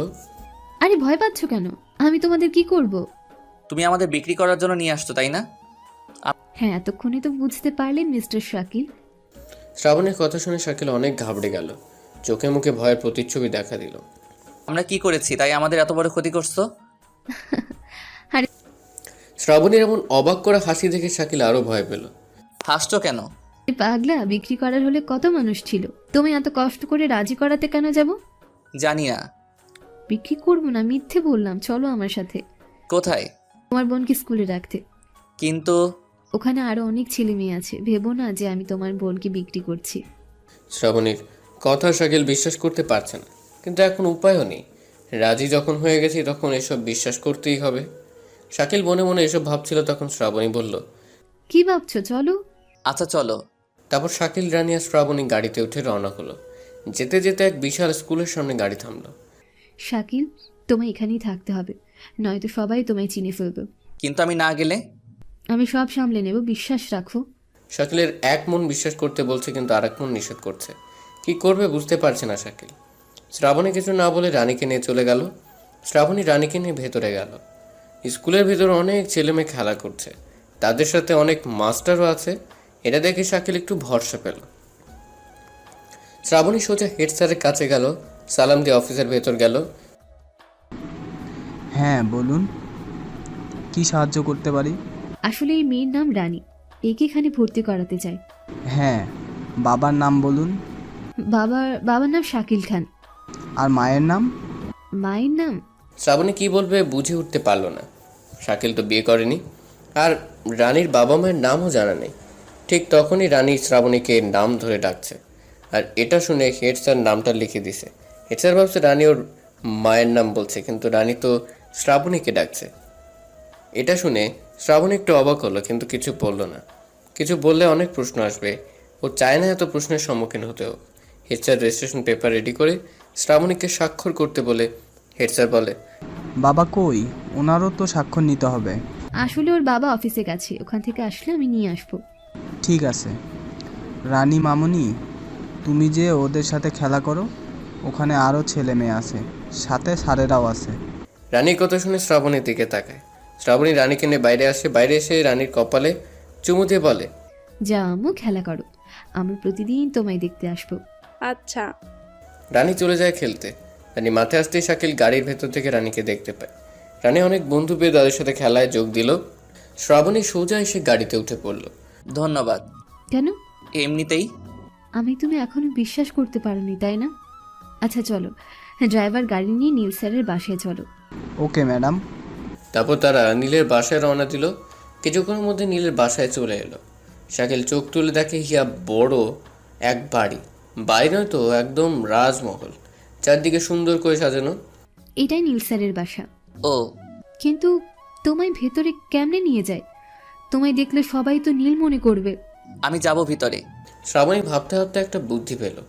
গাড়িতে ড্রাইভারের একটা ড্রেস ছিল, চায়নার হিরোরা যেমন মাথায় টুপি দেওয়া কাপড় পরে না, ঠিক তেমনই। শ্রাবণী ওটা নিয়ে শাকিলকে বলল, এটা পরে নাও। এখানে? আচ্ছা আমি বাইরে যাচ্ছি। শ্রাবণী গাড়ি থেকে নেমে বাইরে দাঁড়ালো, আর সেই হেড স্যারের কথা মনে হলো। বারবার ভাবতে লাগলো, রানীর বাবা শাকিল হলে আর মা আমি হলে শাকিল আমার কে হয়। মনের মধ্যে সব প্রশ্ন জাগতে লাগলো শ্রাবণীর। কিন্তু আবার ভাবলো, শাকিল তো এখন নীল, নীলের স্ত্রী সন্তান তো শাকিলের হবে, মানে শাকিল তো অন্য কারো। ওসবে মন দিবে না বলে ঠিক করলো শ্রাবণী। কিন্তু মনকে তো আর বালি চাপা দেওয়া যায় না। এসব ভাবতেই শাকিল ভেতর থেকে ডাক দিল। শ্রাবণী গাড়িতে উঠে বসলো, আর জামার সেই টুপিটা মাথার উপর তুলে দিল। এবার কি করব? এই নাও, মাস্কটা পরে নাও। শাকিল মাস্ক পরে নিল। শ্রাবণী নিজেই সানগ্লাস পরে নিল। এখন শাকিলকে দেখলে কেউ সহজে চিনতে পারবে না। কালো জাম্পার গায়ে জাম্পারের টুপি মাথায়, মুখে মাস্ক আর চোখে সানগ্লাস। একদম অন্য মানুষ হয়ে গেছে। এখন তোমায় দেখে রানীও চিনতে পারবে না। ভালো। চলো ড্রাইভার, তুমি কিন্তু সব জানো, তোমায় বিশ্বাস করি বলে সাথে রেখেছি। ম্যাডাম, আমিও চাই নীল স্যারের খুনির শাস্তি হোক, আর আপনারা নির্ভয়ে থাকতে পারেন। আমার জীবন গেলেও কাউকে বলবো না। হুম। শ্রাবণী আর শাকিল গাড়ি থেকে নেমে গেটের সামনে গেল। গেটের সামনে অনেকগুলো দারোয়ান আর যন্ত্রপাতির অভাব নেই। কার্ড ছাড়া বাসার ভিতরে কেউ যেতে পারে না। যেহেতু শ্রাবণী নীলের অ্যাসিস্ট্যান্ট ছিল, তাই তার কাছে কার্ডও ছিল। কার্ড দেখাতেই তারা পথ ছাড়লো। শ্রাবণী আর শাকিল সামনে এগোতে লাগলো। শাকিল বাড়ির চারপাশে চোখ দিল। চারপাশে গুলি হাতে নিয়ে মানুষ দাঁড়িয়ে আছে। বিভিন্ন ফুলের গাছে ভরপুর। গেট থেকে প্রায় 2 থেকে 3 মিনিট হাঁটলেই বাসার গেট পাওয়া যায়। শ্রাবণী আর শাকিল চলে এলো। কলিং বেল বাজাতে একজন যুবক এসে দরজা খুলে দিল। শ্রাবণীকে চিনতে পারতেই যুবকটা ভেতরে আসতে বলল। শাকিলকে অবস্থায় কেউ চিনতে পারলো না। শাকিল দরজা দিয়ে ঢুকলো। বাইরে থেকে বাড়িটা যত সুন্দর লাগে, ভেতরে তার থেকে বেশি সুন্দর। শাকিল তো চোখ ফেরাতেই পারে না। দামি দামি জিনিসপাতি, সব খেলনা, ফুলের টব, আরও কত কি। শ্রাবণী শাকিলকে নিয়ে নীলের স্ত্রীর কাছে গেল। নীলের স্ত্রীর নাম ছিল জান্নাত। শ্রাবণী তাকে আপু বলে ডাকতো। তো জান্নাত তার ছেলেকে নিয়ে মন মরা হয়ে বসেছিলেন। আর দেয়ালে ঝুলছিল নীলের ফটো। শাকিল আশেপাশে দেখতে দেখতে হঠাৎ ওই ফটোটায় চোখ পড়ে। চোখ পড়তেই শাকিল একটু চমকে উঠল। এখন একটুখানি বিশ্বাস হলো শ্রাবণীকে। ও আপু, শ্রাবণী, কেমন আছো? তুই? আলহামদুলিল্লাহ ভালো, তুই কেমন আছিস? আমি আলহামদুলিল্লাহ ভালো। এটা কে? আমার বন্ধু, এদিক দিয়ে যাচ্ছিলাম, তাই ভাবলাম তোমাদের সাথে একটু দেখা করে যায়। ভালো, তা চাকরি কি পেলি? কেন? তোর ভাইয়া তো আর নেই, তা তুই কি করবি? ওসব কথা বাদ দাও, আন্টি কই? রুমে দেখ। আচ্ছা শাকিল, আসো। শ্রাবণী শাকিলকে সাথে করে নিয়ে পাশের রুমে চলে গেল। পাশের রুমে এসে দেখে নীলের মা নীলের ফটো নিয়ে কান্না করছিল। শ্রাবণী তাদের সাথেও কথা বলল। এসব দেখে শাকিল পুরো অবাক। শ্রাবণী যা যা বলেছে সব ঠিক। শাকিলের কাছে শ্রাবণীর সব কথা সত্যি বলে মনে হলো। তারপর বিদায় নিয়ে আবার গাড়িতে এসে বসলো। এবার এগুলো খুলো। হুম কি মিস্টার, এবার বিশ্বাস হলো তো? কিন্তু একটা কথা, বলে ফেলো। ওরা অনেক লেখাপড়া জানা মানুষ, আর আমি একদম মূর্খ ছেলে, লেখাপড়ার কিচ্ছু জানি না। সব আমি তোমায় শেখাবো। ড্রাইভার চলো। তার মানে তুই আমার শিক্ষক? সম্মান দিয়ে কথা বলো। ও মা, তাই নাকি? কিন্তু আমি এই তুমি বলতে পারবো না। এসব ভদ্র কথা আমার দ্বারাই হবে না, ছোট থেকে তুই বলে আসছি। আচ্ছা, তোমার যা ইচ্ছে তাই বলো। শাকিল আর শ্রাবণী মজা করতে করতে বাসায় এলো। দিন পেরিয়ে সন্ধ্যা বেয়ে আসলো। মাগরিবের আজান দিতেই শ্রাবণী নামাজ পড়ল। তারপর শাকিল নিয়ে পড়তে বসলো। ড্রাইভারকে দিয়ে একটা বই আনিয়েছে, সেটাতেই শাকিলকে পড়াতে শুরু করলো। শাকিলকে নিয়ে টেবিলে বসতে চাইলো, কিন্তু শাকিল বসবে না, কারণ ছোট থেকে সে মাটিতে বসে। আজ হঠাৎ করে কি করে চেয়ার টেবিলে বসবে? শাকিলের কথা অনুযায়ী শ্রাবণীও নিচে বসলো। শাকিল, তুমি কি কি পারো? আমি কিচ্ছু পারি না, শুধু 1-2 পারি। শ্রাবণী এবার শাকিলকে 1-2 বলতে বলল। শাকিল উলটপালট করে 1-2 বলল। এটা শুনে শ্রাবণী হাসতে লাগলো। এত বড় গর্ধব 1-2 পারে না। শাকিল এই কথা শুনে শ্রাবণীর দিকে করুণার দৃষ্টিতে চেয়ে রইল। শ্রাবণী এটা দেখে অনেক মায়া হলো। কেন জানি শ্রাবণীর বুকের ভেতর ধরফর শুরু করলো। সরি, আর বলবো না। তবুও এভাবে তাকিও না। আমি শুনেছি মাস্টারের পড়া পারার জন্য নাকি কত অপমান করে, আর তুই থুক্কু, তুমি তো এইটুকু করলা। আমার দ্বারাই এই তুমি হবে না রে। আচ্ছা, তোকে তুমি বলতে হবে না, আমিও তোকে তুই করেই বলবো, ওকে? কিন্তু মাস্টারকে তো কি? ধ্যাত মনে আসছে না। আমি বললাম তো, আমায় অত সম্মান দিতে হবে না। আমি আর তুই বন্ধু, ওকে? আচ্ছা। নে এবার পড়। শ্রাবণী বই বের করে শাকিলের সামনে দিল। শাকিল ছোট বাচ্চার মতো এক লোক বইয়ের উপর দিল। এটা দেখে শ্রাবণীর হাসি পেলেও তা লুকিয়ে রাখলো। 10টা পর্যন্ত শাকিলকে ক খ শিখালো। শাকিল আর জেগে থাকতে পারছে না। চোখে ঘুম একদম উঠে পড়ে লেগেছে। কিছুতেই তাকিয়ে থাকতে পারে না। শোন, আমি আর তাকিয়ে থাকতে পারছি না, নিন আসছে। আচ্ছা, আজকে আর পড়তে হবে না, চল খেয়ে দিয়ে ঘুমাবি। ছুটি। চুপ, তুই কি ছোট বাচ্চা যে এভাবে ছুটি করে চিল্লাস? আর করবো না। যা। তারপর শ্রাবণী শাকিলকে নিচে নিয়ে এসে রান্নাঘর থেকে খাবার নিয়ে এসে শাকিলকে খাবার দিল। কিন্তু শাকিল কিছুতেই উপরে বসে খাবে না। তাই শ্রাবণী আর জেদ না করে শাকিলের সাথে নিচে বসে খেতে লাগলো। খেতে লেগে শাকিলের রানীর কথা মনে হলো। অন্যদিনে রানীকে আগে খাইয়ে তারপর শাকিল খেত, কিন্তু আজ রানী শাকিলের থেকে অনেক দূরে। ওর জন্য একটু মন খারাপ হলো শাকিলের। কিরে, কি হলো? খাচ্ছিস না কেন? কিছু না। রানীর কথা মনে হচ্ছে, তাই না? ও আমার সাথে বসে খেত, একটু খাবার নিয়ে দুইজন খেতাম। জানি না রানী খাচ্ছে নাকি খাচ্ছে না। চিন্তা করিস না, রানী ওখানে অনেক খুশি থাকবে। খাবারের কোনো চিন্তা নেই। কিন্তু ওকে কখনো চোখের আড়াল করিনি। মন খারাপ করিস না, কালকে তো আবার দেখতে পাবি। শাকিল আর কিছু বলল না, চোখের পানি মুছে নিয়ে খেতে লাগলো। শ্রাবণী শাকিলের দিকে কিছুক্ষণ তাকিয়ে থেকে সেও খেতে লাগলো। খাওয়া দাওয়া শেষ করে শাকিলকে বলল, শোন, তুই এখানে ওই রুমটাই শুয়ে পড়িস। তুই? গাধা, একবারই তুই আর আমি থাকলে অনেকে অনেক কিছু বলবে। কিন্তু আমি আর তুই তো বন্ধু, খারাপ কিছু তো করছি না। তুই বুঝবি না, চুপচাপ শুয়ে পড়, সকালে আবার পড়তে বসতে হবে। হুম। তুই যে গাধা বলা যায় না, আবার মাটিতে শুয়ে পড়বি। তো কোথায় শুব?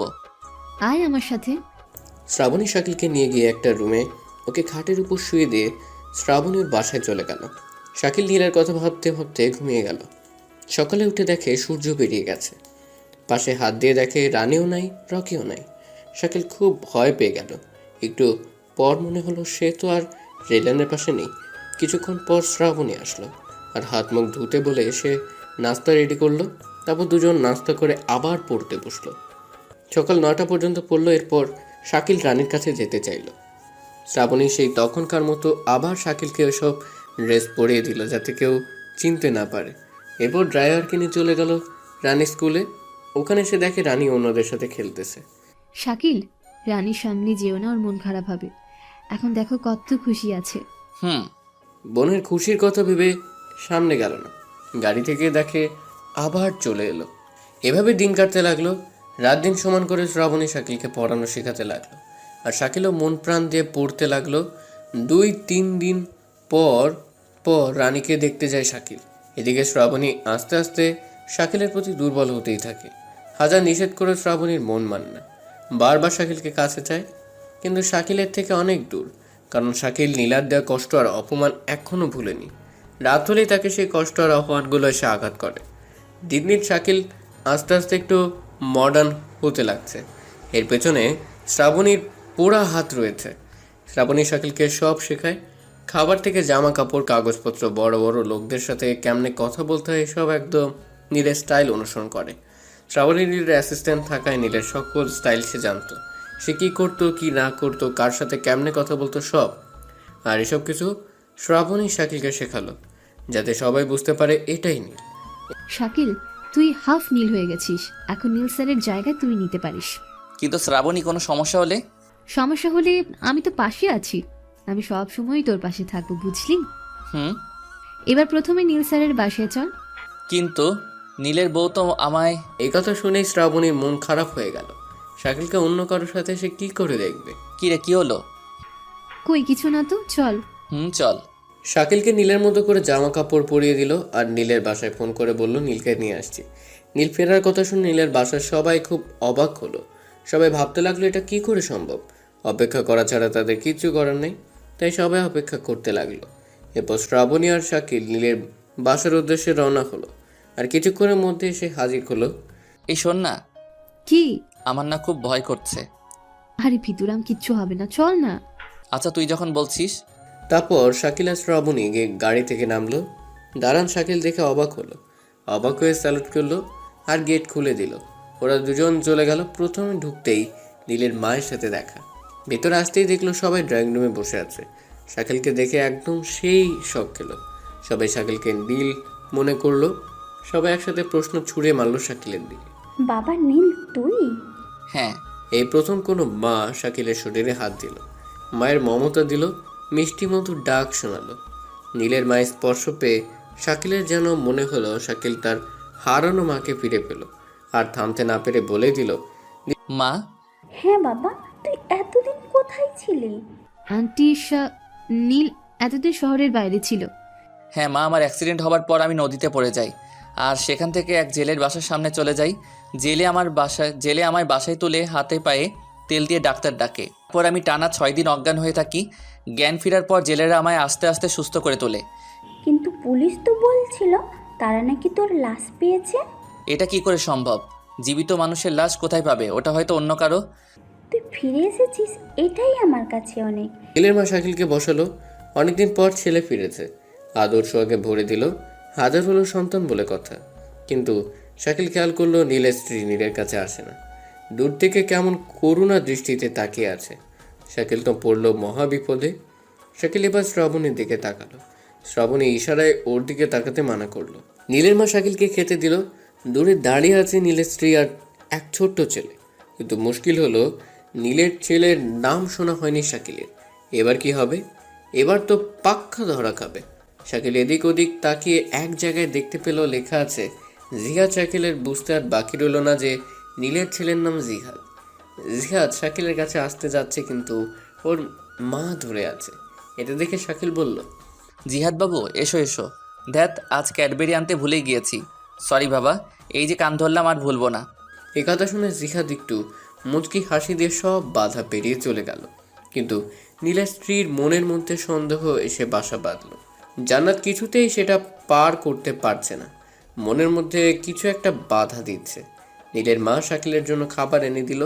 শাকিল পেট পুড়ে খেলো। শাকিলের যেন মনে হলো ওর মায়ের হাতে রান্না খাচ্ছে। কোনোদিন তো মায়ের হাতে রান্না খায়নি, তাই জানেও না। তবে নীলের মাকে শাকিলের মনে ধরলো, নিজের মায়ের জায়গাটা দিল। অনেকক্ষণ বসে থেকে গল্প করলো। এবার জান্নাত শাকিলকে ডাকলো। শাকিল ভয়ে ভয়ে জান্নাতের কাছে আসলো। আর এদিকে শ্রাবণী বেলুনের মতো ফুলছে। এটা সে মানতেই পারছে না। শাকিল রুমে ঢুকতে জান্নাত এসে দরজা লাগিয়ে দিল। এটা দেখে তো শাকিল আরও শেষ। কী করবে বুঝে উঠতে পারলো না। তুই কি সত্যিই নীল? জান্নাতের মুখে এমন অবাক করার কথা শুনে শাকিল অবাক হলো। তাহলে কি জান্নাত সব জেনে গেছে? তাহলে তো আমার রক্ষে নেই। বয়সের সাথে সাথে এসব চিন্তা ভাবনা মাথায় ভিড় জমালো শাকিলের। কি হলো? তোর কি মনে হয়? এই, তুমি কি সব ভাষা বলছো? আগে তো এসব একদম বলতে না। না মানে আসলে জেলেদের ভাষায় তুই তোকার, ওখান থেকে আমিও শিখে গেছি। ও, আমার মনে হলো তুমি আত্মা টাত্মা নও তো। কি আমি আত্মা, তাই না? আচ্ছা আমি গেলাম, তুমি থাকো। একদম আগের মতোই রাগিয়ে আছো। জান্নাতের কথা শুনে শাকিল আবার অবাক হলো। শাকিল জানতোই না যে নীল রাগে ছিল। তুমি জানো, যেদিন পুলিশ বলেছে তুমি আর নেই, সেদিন আমি অনেক অনেক কেঁদেছি। তোমার কাছে চলে যেতেও চেয়েছিলাম। কি বলছো? হুম। জান্নাত, আমার কাজ আছে, পরে কথা হবে। তোমার কাজ আর কাজ, ধ্যাৎ। শাকিল কোনো রকম বাহানা দিয়ে সেখান থেকে চলে আসে। নীলের মাকেও কোনো না কোনো বাহানা দিয়ে শ্রাবণীকে নিয়ে চলে এলো। শাকিল শ্রাবণীর হাত ধরে টেনে এনে গাড়িতে বসলো। কি করছিস? কেউ দেখলে কি বলবে? তাতে আমার কিচ্ছু যায় আসে না। পাগল হলি নাকি? আমি এটা পারবো না। এমন করে মানুষের ইমোশনাল নিয়ে খেলতে পারবো না। আমার দ্বারা এটা হবে না। কি বলছিস এসব? হ্যাঁ ঠিকই বলছি। তুই কেন এমন একটা জঘন্য কাজ করতে চাচ্ছিস একটু বলবি? আমি শুধু এই পরিবারকে বাঁচাতে চাই। কি জন্যে? নীল স্যারের যত প্রজেক্ট, যত সম্পদ, যত টাকা সব এখন ওই রাফিক হাতাতে চায়। কিন্তু আমার জানা মতে নীলের সম্পত্তি তো তার স্ত্রী সন্তান পাবে। সব আইনের খেলা। নীল স্যার যখন অবিবাহিত ছিলেন তখন একটা প্রজেক্ট আসে, আর সেটাও ছিল অনেক বড় মাপের। তখন স্বাক্ষর করতে হয় যে নীল স্যার এই অবস্থায় মারা গেলে তার সকল জায়গা, জমি, টাকা পয়সা সব সরকারের নামে হবে। এটা ছিল রফিকের চালাকি করে তাকে স্বাক্ষর করে নেয় তাতে। আর বিয়ের পর নীল স্যার যেদিকে কোনো খেয়াল দেননি। এখন স্যার মারা যাওয়ার পর রফিক চৌধুরী সেটাকে প্রধান অস্ত্র হিসেবে ব্যবহার করছে। এটা তো অন্যায়। আইন তো এটাকে মানবে না। আইন শাকিল, এখানকার আইন সবার পকেটে থাকে। যা যত টাকা তার কাছে তত আইন। কিন্তু আমি কি করতে পারি? তুমি যে নীল হয়ে বাসা থেকে ঘুরে আসলে, এটা মিডিয়া জানবে, আর সাথে রফিক চৌধুরীও জানবে। এটাই হবে আমার অস্ত্র। আমার এসব কিছু ঠিক মনে হচ্ছে না। একটা পরিবারের সাথে এমন মিথ্যে অভিনয়, তাদের ইমোশনাল নিয়ে খেলা ঠিক নয়। আমি পারবো না। তুই শুধু তাদের ইমোশনাল দেখলি, তাদের জীবন যে বিপদে পড়ে আছে এটা দেখলি না। ওই রফিক এতদিন ধরে নীল স্যারের প্রতি রাগ পুষে রেখেছে। এখন কি এত সহজেই তার পরিবারকে ছেড়ে দেবে? আমরা অন্য রাস্তায় ব্যাক করব। হবে না, কোনো রাস্তা নেই। আমি সব দিকে চেষ্টা করেছি, আর তুই এখন নীল প্রমাণ হয়ে গেছিস। যখন তারা জানতে পারবে যে তাদের সাথে এমন অভিনয় করা হয়েছে, তখন তাদের কতটা কষ্ট হবে ভেবেছিস? তখন কষ্ট নয়, আমাদের প্রতি ঘৃণা হবে। তাই আমি আর তুই ওদের থেকে অনেক দূরে চলে যাব। অন্তত তারা তো সেফ থাকবে। তুই নীলের জন্য কেন এত কিছু করছিস? জীবনে প্রথম কাউকে ভাইয়া বলে ডাকতে পেরেছি। আমার কোনো ভাই ছিল না। আমি জন্ম হওয়ার পর আমার মায়ের একটা অসুখ হয়, আর ডাক্তার বলে আম্মু আর সন্তান নিতে পারবে না। নিতে চেষ্টা করলে মারা যেতে পারে। এই ভয় আর সন্তান নেইনি। ভাই বাবার খুব ইচ্ছে আমার ছোট থেকে। একটা ভাই থাকলে তাকে ভালোবাসতাম, খেলতাম। কিন্তু বড় হয়ে কারণ জানতে পারি। একদিন রাস্তা দিয়ে যাচ্ছিলাম, হঠাৎ কয়েকটা লোক আমায় ঘিরে ধরে। তখন আমি ক্লাস 10-এ পড়ি। আমি ভয়ে একদম কান্না শুরু করে দেই। সেই দিক দিয়ে নীল স্যার যাচ্ছিল। আমার এই অবস্থা দেখে গাড়ি থেকে নেমে আমায় সেই লোকগুলোর হাত থেকে বাঁচায় আর বলে, বোন তোর আর কিচ্ছু হবে না, আমি আছি। সেদিন আমি খুব খুশি হই। নীল স্যার আমায় আমার বাসায় নিয়ে গিয়ে নামিয়ে দিয়ে আসেন। তারপর প্রায় আমাদের বাসায় যেত। একদিন আমি জানতে পারি স্যারেরও নাকি বোন নেই, তাই আমি ভাইয়া বলে ডাকি। নীল স্যার আমায় বোন বলে মাথায় হাত বুলিয়ে দেয়। আস্তে আস্তে ভাই বোনের সম্পর্ক বেড়ে যায়। আমাদের নিয়ে আসতে চাইছিল নীল স্যারের বাসায়, কিন্তু আমি রাজি হইনি। আমি বলি, আজ থেকে 3 বছর পর আমি তোমাদের বাসায় যাব একেবারে। ভাইয়াও রাজি হয়। এসএসসি পাশ করতে আমায় চাকরি দেয় ভাইয়ার অ্যাসিস্ট্যান্ট হিসেবে। আমি স্যার বলেই ডাকতাম। অবশ্য এটার জন্য অনেক বকাও খেয়েছি। কেন?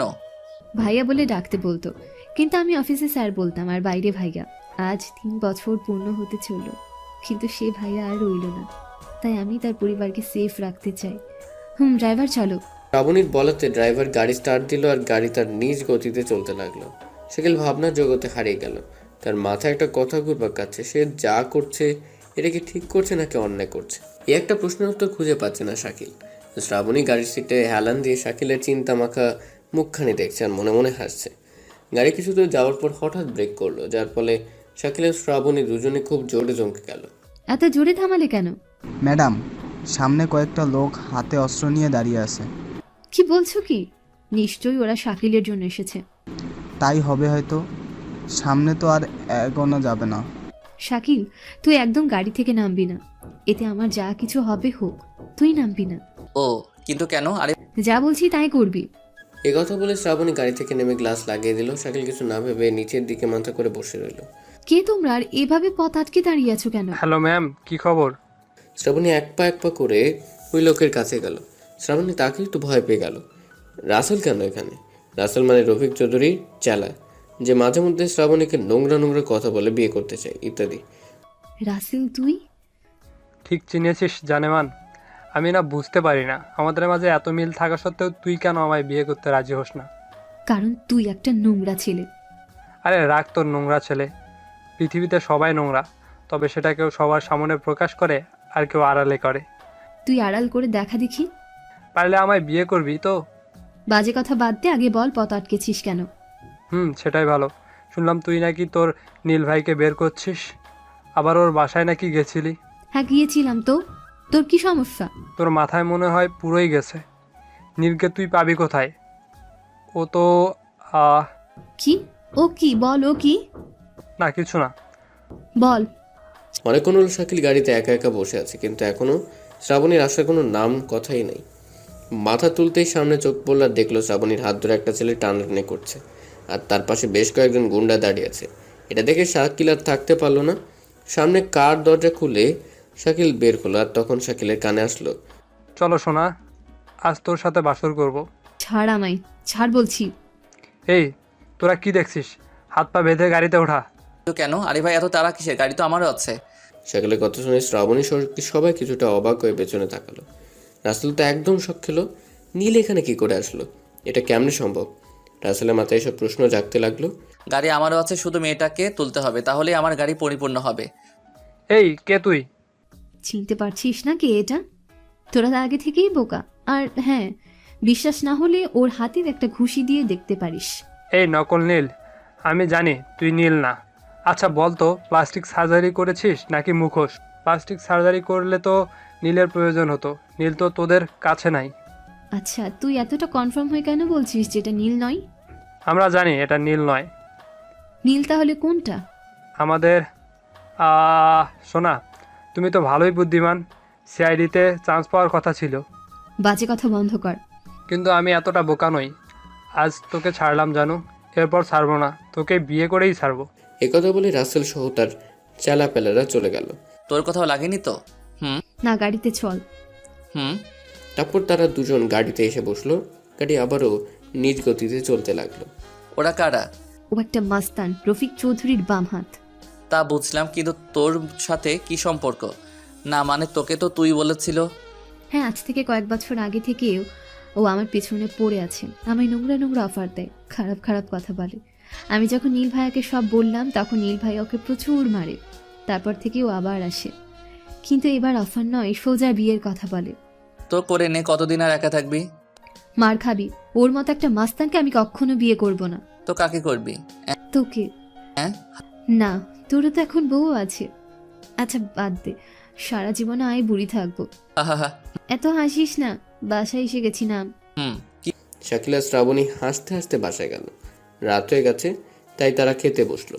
আমার মাথায় একটা জিনিস কিছুতেই ঢুকছে না। কি সেটা? রাসেল এত জোর দিয়ে কি করে বলছে যে তুই নকল নীল? ও কেমনে জানলো? কেউ হয়তো বলে দিচ্ছে, তাই। ও একটু মাথা খাটা। তুই যে শাকিল নীল নয়, এটা আমি আর তুই ছাড়া কেউ জানে না। রাসেল কেমনে জানলো? তাই তো। ওর কথা শুনে মনে হচ্ছে ও নীলকে দেখেছে, তাই এত জোর দিয়ে বলতে পারছে। তার মানে নীল বেঁচে আছে? হতেও পারে, আবার নাও হতে পারে। কিন্তু কি করে জানবি? সেটাই বুঝতে পারছি না। এসব ভাবতেই হঠাৎ শ্রাবণীর ফোন বেজে ওঠে। শ্রাবণ ফোন হাতে নিয়ে একটু সরে যায়। শাকিলের মাথায় সব কিছু যেন ঘুরতেছে, কিছুই বুঝতে পারছে না। একবার ভাবছে সে এসব করবে না, আবার ভাবছে এসবের একটা সমাধান না দিয়ে চলে যাওয়া ঠিক হবে না। শাকিল এখন দুশ্চিন্তায় পড়ে গেল, কি করবে সে? শাকিল, বল। নীল স্যারের নামে যে লাশটা আছে ওটা অ্যাক্সিডেন্টের মরা লাশ নয়, ওটা পানিতে ডুবে মরা লাশ।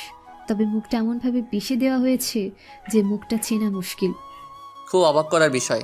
আমার জানা মতে নদীর পাড়ে অ্যাক্সিডেন্ট হলে তো ওখানেই পড়ে থাকবে, সেই নদীতে কি করে ডুবে মরবে? আর একটা কথা, লাশের মুখ ছাড়া অন্য কোথাও কোনো চিহ্ন পাওয়া যায়নি। অ্যাক্সিডেন্ট করছে অথচ কোথাও কাটিনি, এটা কেমন করে হতে পারে? আর নীলের গাড়ি তো বেঁকে বুকে একদম শেষ হয়েছিল, তাই না? ওই গাড়ি ঠিক করার মতো কোনো উপায় ছিল না। গাড়ি এতটা আঘাত পেল, অথচ যে গাড়ি চালাচ্ছিল তার একটা আঁচড়ও লাগলো না। সেটাই তো ভাবছি। কিন্তু এসব তোকে কে বলল? নীল ভাইয়ার লাশ দেখে আমার সন্দেহ হয়েছিল, তাই আমি মর্গ থেকে লাশটা সরিয়ে আমি অন্য একটা ল্যাবে রাখি। ভালো করছিস, এখন শুধু মুখটা চেনা গেলেই হতো। মুখটা খুব বাজেভাবে পিষে দেওয়া হয়েছে। যে এসব করছে সে খুব ভালো করে জানতো যে মুখটা ভালো রাখলে ধরা পড়ার সম্ভাবনা আছে, তাই। এসব ওই রফিক চৌধুরী করেনি তো? নীল যদি বেঁচে থাকে তাহলে আমাদের হাতে সময় খুব কম। হুম। একটাই রাস্তা আছে, আর সেটা হলো রাসেল। রাসেল এমনিতেই তোর প্রতি দুর্বল, আর এটাই আমাদের প্রধান অস্ত্র। কি বলছিস? তুই ওকে কোথায় ফাঁকা জায়গায় ডাক কথা বলার জন্য। কিন্তু ও আসবে তো? সেটা তোর ডাকার উপর নির্ভর করবে। আচ্ছা, চেষ্টা করব। একবার যখন এই পথে পা দিয়েই ফেলেছি তখন এর শিকড় পর্যন্ত টেনে তুলব। তারপর শ্রাবণী রাসেলের নাম্বার জোগাড় করে ওর কাছে ফোন করে আর মধুসূরে রাসেলকে ফাঁদে ফেলার চেষ্টা করে। রাসেল ফাঁদে পড়েও যায়। শ্রাবণীর কথায় রাসেল রাজি হয়। শ্রাবণী রাসেলকে একটা ফাঁকা বাসায় দিয়ে সেখানে আসতে বলে। রাত ঠিক 10টার সময় রাসেল চলে আসে। শ্রাবণীকে রাসেলের কাছে পাঠিয়ে শাকিল আড়ালে লুকিয়ে থাকে। শাকিলের কথা অনুযায়ী শ্রাবণী রাসেলকে ড্রিঙ্ক করতে বলে, কিন্তু বেশি পরিমাণ করাতে পারে না শ্রাবণী। উপায় না পেয়ে শাকিল সরাসরি যে রাসেলকে ধরে 2-4 ঘুষি। তাড়াহুড়ো করে শ্রাবণী রসা দিয়ে রাসেলের হাত পা বেঁধে ফেলে। রাসেল, বাঁচতে চাইলে আমি যা যা বলবো তার সঠিক উত্তর দিবি। এই তুই কি ভেবেছিস নীলের চেয়ার তৈরি করে ওর সব সম্পত্তি হাসিল করবি? এটা কখনোই হবে না। নীলের সব সম্পত্তি আমার হাসিল করব। ওর পরিবারকে মাটির সাথে মিশিয়ে দেব। ওর বউয়ের প্রতিদান নামে পরিচিত পাবে। এটা বলেই রাসেল ভিলেনি হাসি দেয়। শাকিল এটা দেখেই মারে এক থাপ্পড়। বল, নীল কোথায়? নীল তোর মারা গেছে, ওর লাশ মর্গে আছে। ওই গল্প বাদ দে, ওটা নীলের লাশ নয়। আর আমার জানা মতে নীল বেঁচে আছে। বল, নীল কোথায়?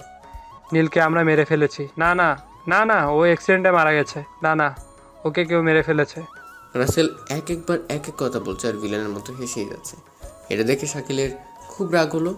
নাক বরাবর দিল এক ঘুষি। রাসেল ব্যথায় কাতরাচ্ছে, তবুও সত্যি কথা বের করছে না। শাকিল, এ তো সত্যি কথা বলছেই না। এখন কি করবি?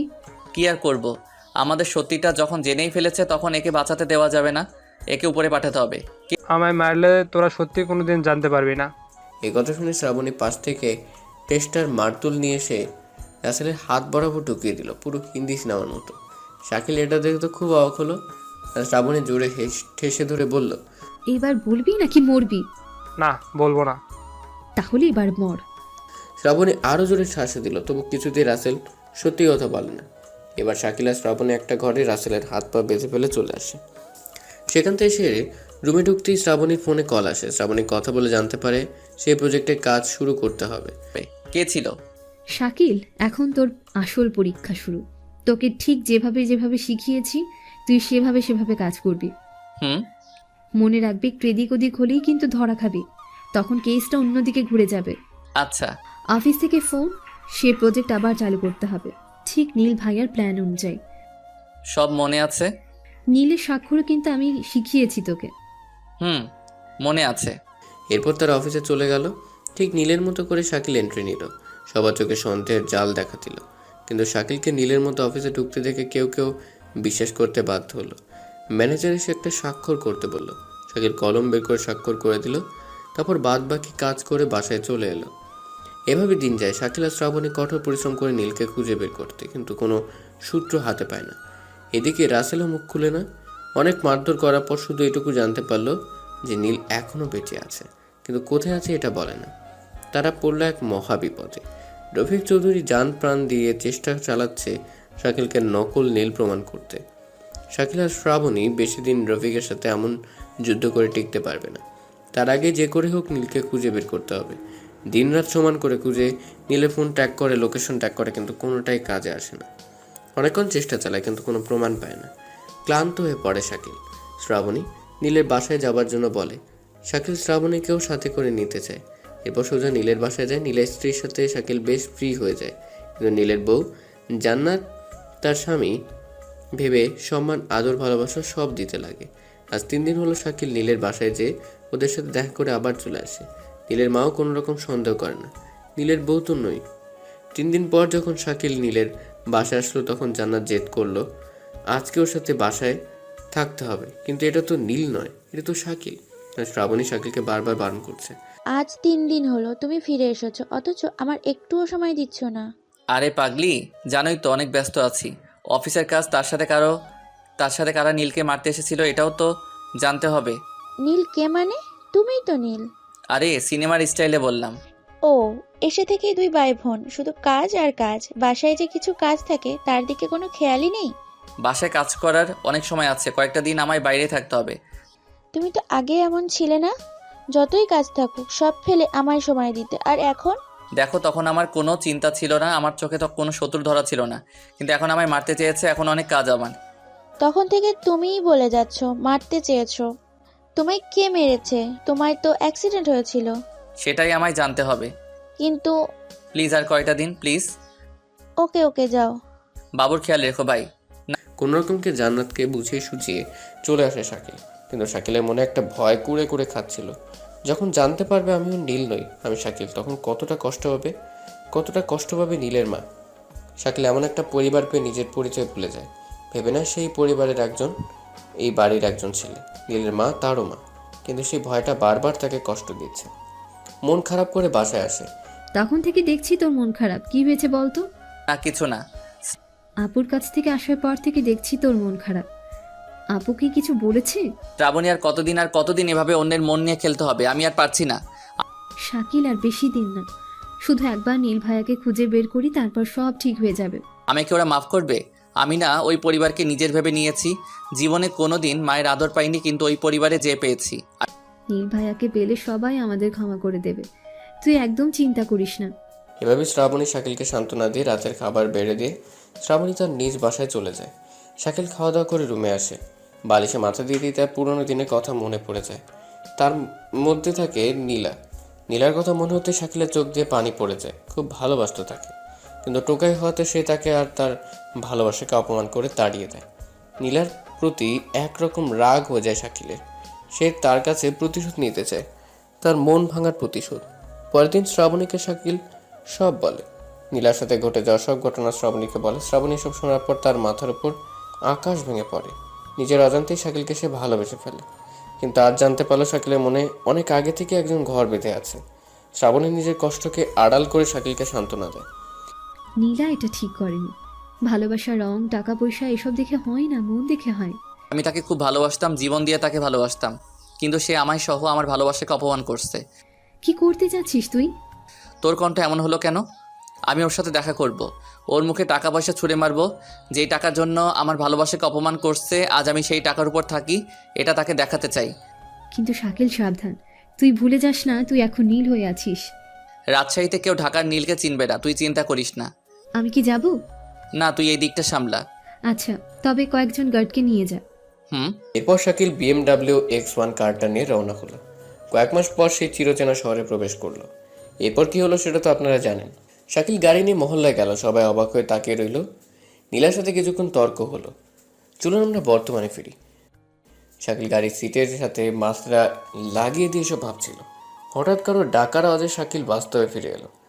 চোখ খুলে দেখে শ্রাবণী দাঁড়িয়ে আছে। শাকিল নিজেকে আবিষ্কার করলো ঢাকা শহরে। কিছু সময় লাগলো বুঝে উঠতে যে সে এখন বাসায় এসে পড়ছে। শ্রাবণী শাকিলের এমন ভাব দেখে অবাক হলো, তার চেয়ে বেশি অবাক হলো শাকিলের চোখ দুটো দেখে। শাকিলের চোখ দুটো লাল টমেটোর মতো হয়ে গেছে। নীল স্যার, আপনি ঠিক আছেন তো? সবার সামনে শ্রাবণী শাকিলকে নীল বলে ডাকে। শাকিলের সাথে যে দুজন গেছিল তারা শ্রাবণীর চাচাতো দুই ভাই ছিল। তারাও জানতো, যদিও কিছুটা সময় আগে জেনেছে। Sir, are you okay? I am okay. ভেতরে চলেন। হুম। তারপর শ্রাবণী শাকিলকে ভেতরে নিয়ে এসে বেডরুমে শুয়ে দেয়। আর এদিকে নীলা শাকিলের এমন আচরণ দেখে পাগলের মতো হাঁ করে দাঁড়িয়ে থাকে। তার মধ্যে প্রতিশোধের আগুন জ্বলে ওঠে। আজ পর্যন্ত কেউ ওকে এভাবে অপমান করেনি। রাগে গজগজ করতে করতে উপরে চলে আসে। এদের কাহিনী পাশ থেকে রফিক চৌধুরী দেখতে পায়। রফিক চৌধুরী কেন এখানে, এটা পরে জানতে পারবেন। রফিকের মনে প্রশ্ন জাগে নীলার সাথে কি শত্রুতা। নীলার সাথে কোনো কথা বলবে নকল নীল। রফিক চৌধুরী সেই বাড়িতে আসলো আর নীলাকে ডেকে কথার ছলে বলে দিল, নীলের সাথে তোমার কি সম্পর্ক? না মানে নীলকে তুমি কেমন করেছিল? এই নীলকে? আর কার কথা বলছেন? না আসলে ওর সাথে কথা বলে তো তাই বললাম আর কি। নীল নাম তো প্রথম শুনলাম। আর কার সাথে কথা বললাম? এটা শুনে রফিক চৌধুরীর মনে বিশাল প্রশ্ন ভিড় জমায়। একটু আগে কার সাথে কথা বললে? ও ও নীল হতে যাবে কেন? ওর নাম তো শাকিল। ও একটা টোকাই। হঠাৎ টোকাই থেকে এমন কিভাবে হলো সেটাই বুঝতে পারছি না। তুমি কি শিওর এটা শাকিল? 100% শিওর। ও তো আমায় প্রপোজ করছিল। তখন তো ওর পাশে যাওয়া যেত না। ওয়াক, কি বিশ্রী গন্ধ! আর আজও কিনা আমায় সবার সামনে অপমান করে চলে গেল। রফিক চৌধুরী নীলার কথা শুনে খুব অবাক হলো। পকেট থেকে ফোন বের করে নীলের ছবি দেখালো। এটা তো শাকিল। না, ওর নাম নীল শিকদার, ঢাকা শহরের টপ বিজনেসম্যান। এটা কি করে হতে পারে? কয়েকদিন আগে কার অ্যাক্সিডেন্টে মারা গেছে। এখন এই ছেলেটা এসে বলছে ও নাকি নীল। ও তার মানে নীলের এত সম্পত্তি দেখে লোভ সামলাতে না পেরে এখন নীল শিকদার হয়ে গেছে। নীল আর শাকিলের হুবহু এক দেখ, সেজন্য সবাই শাকিলের কথা বিশ্বাস করে। তুমি এক কাজ করো, নীলের বাসায় অ্যাড্রেস দিতেছি, সেখানে যাও। হ্যাঁ, আমি তাই করব। ওই ছোট লোকের বাচ্চাকে আমি ছাড়বো না। আমায় হুমকি দেয়, আমায় নাকি এই পথের ভিখারি বানাবে। এবার আমিও ওকে ভিখারি বানাবো। যাও। রফিক চৌধুরী নীলের অ্যাড্রেস দিল নীলাকে। নীলার সাথে সাথে গাড়ি বের করে রওনা হলো ঢাকার উদ্দেশ্যে। রফিক চৌধুরী তো অনেক খুশি, তার প্ল্যান সাকসেসফুল হয়েছে। এবার তার পথে আর কেউ থাকবে না। এদিকে শাকিল মন মরা হয়ে বসে আছে, কিছুই তার ভালো লাগছে না। শ্রাবণী শাকিলের এমন মন মরা দেখে সেও কষ্ট পাচ্ছে। শাকিলের মন ভালো করার জন্য অনেক কিছু করলো, কিন্তু কাজ হচ্ছে না। আই শাকিল, কি কি হয়েছে? কিছু তো বল। এমন মনমরা হয়ে থাকিস না প্লিজ। নীলাকে দেখে আমার পুরনো দিনের কথা মনে পড়ে গেল রে। মন খারাপ করিস না, চল আমরা রানীর কাছে যাই, তাহলে তোর ভালো লাগবে। চল। তারপর গাড়ি বের করে শাকিল আর শ্রাবণী চলে গেল রানীর কাছে। ভাইয়া, আপু, কেমন আছেন ভাইয়া? আমি তো আলহামদুলিল্লাহ ভালো আছি। আপনি কেমন আছেন? আমিও আলহামদুলিল্লাহ ভালো আছি। আপু, আপনি কেমন আছেন? আলহামদুলিল্লাহ ভালো। শোনা, তুমি কেমন আছো? আমিও আলহামদুলিল্লাহ ভালো।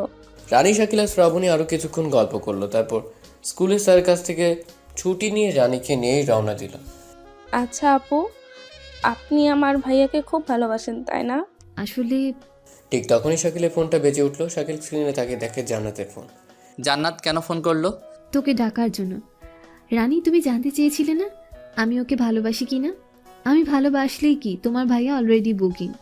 শ্রাবণী চুপ করে বল, কি করবো? রিসিভ করে কথা বল। আচ্ছা।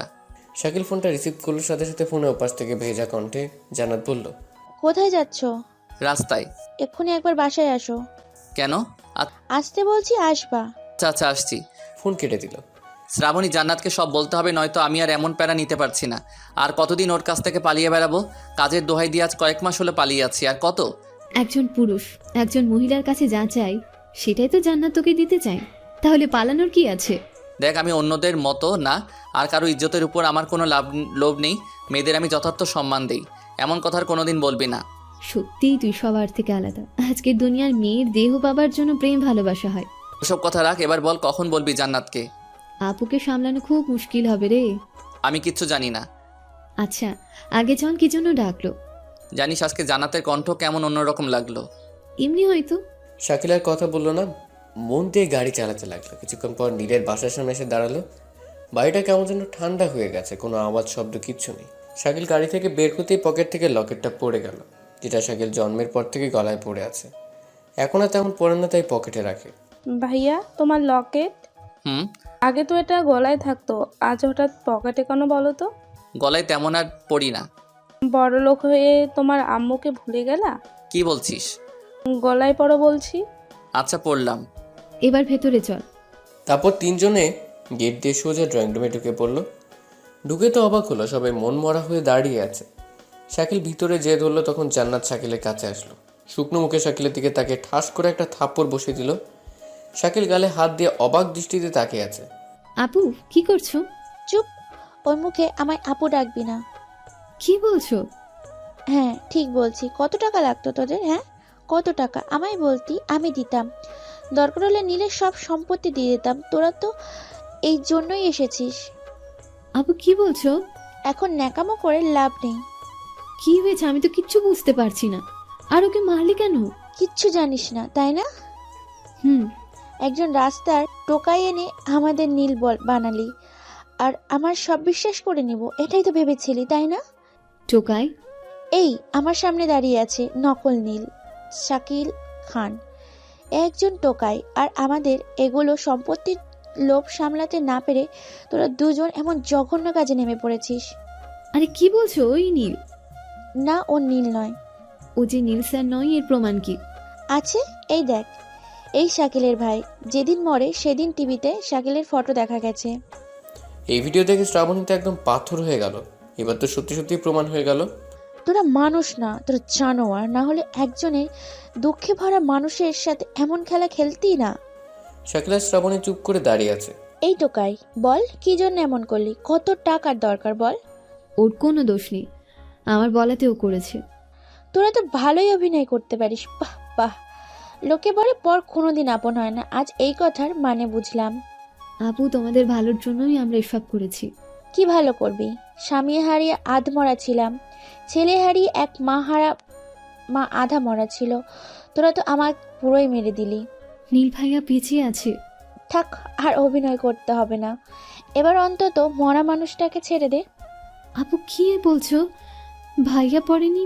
বিশ্বাস করো। বিশ্বাস?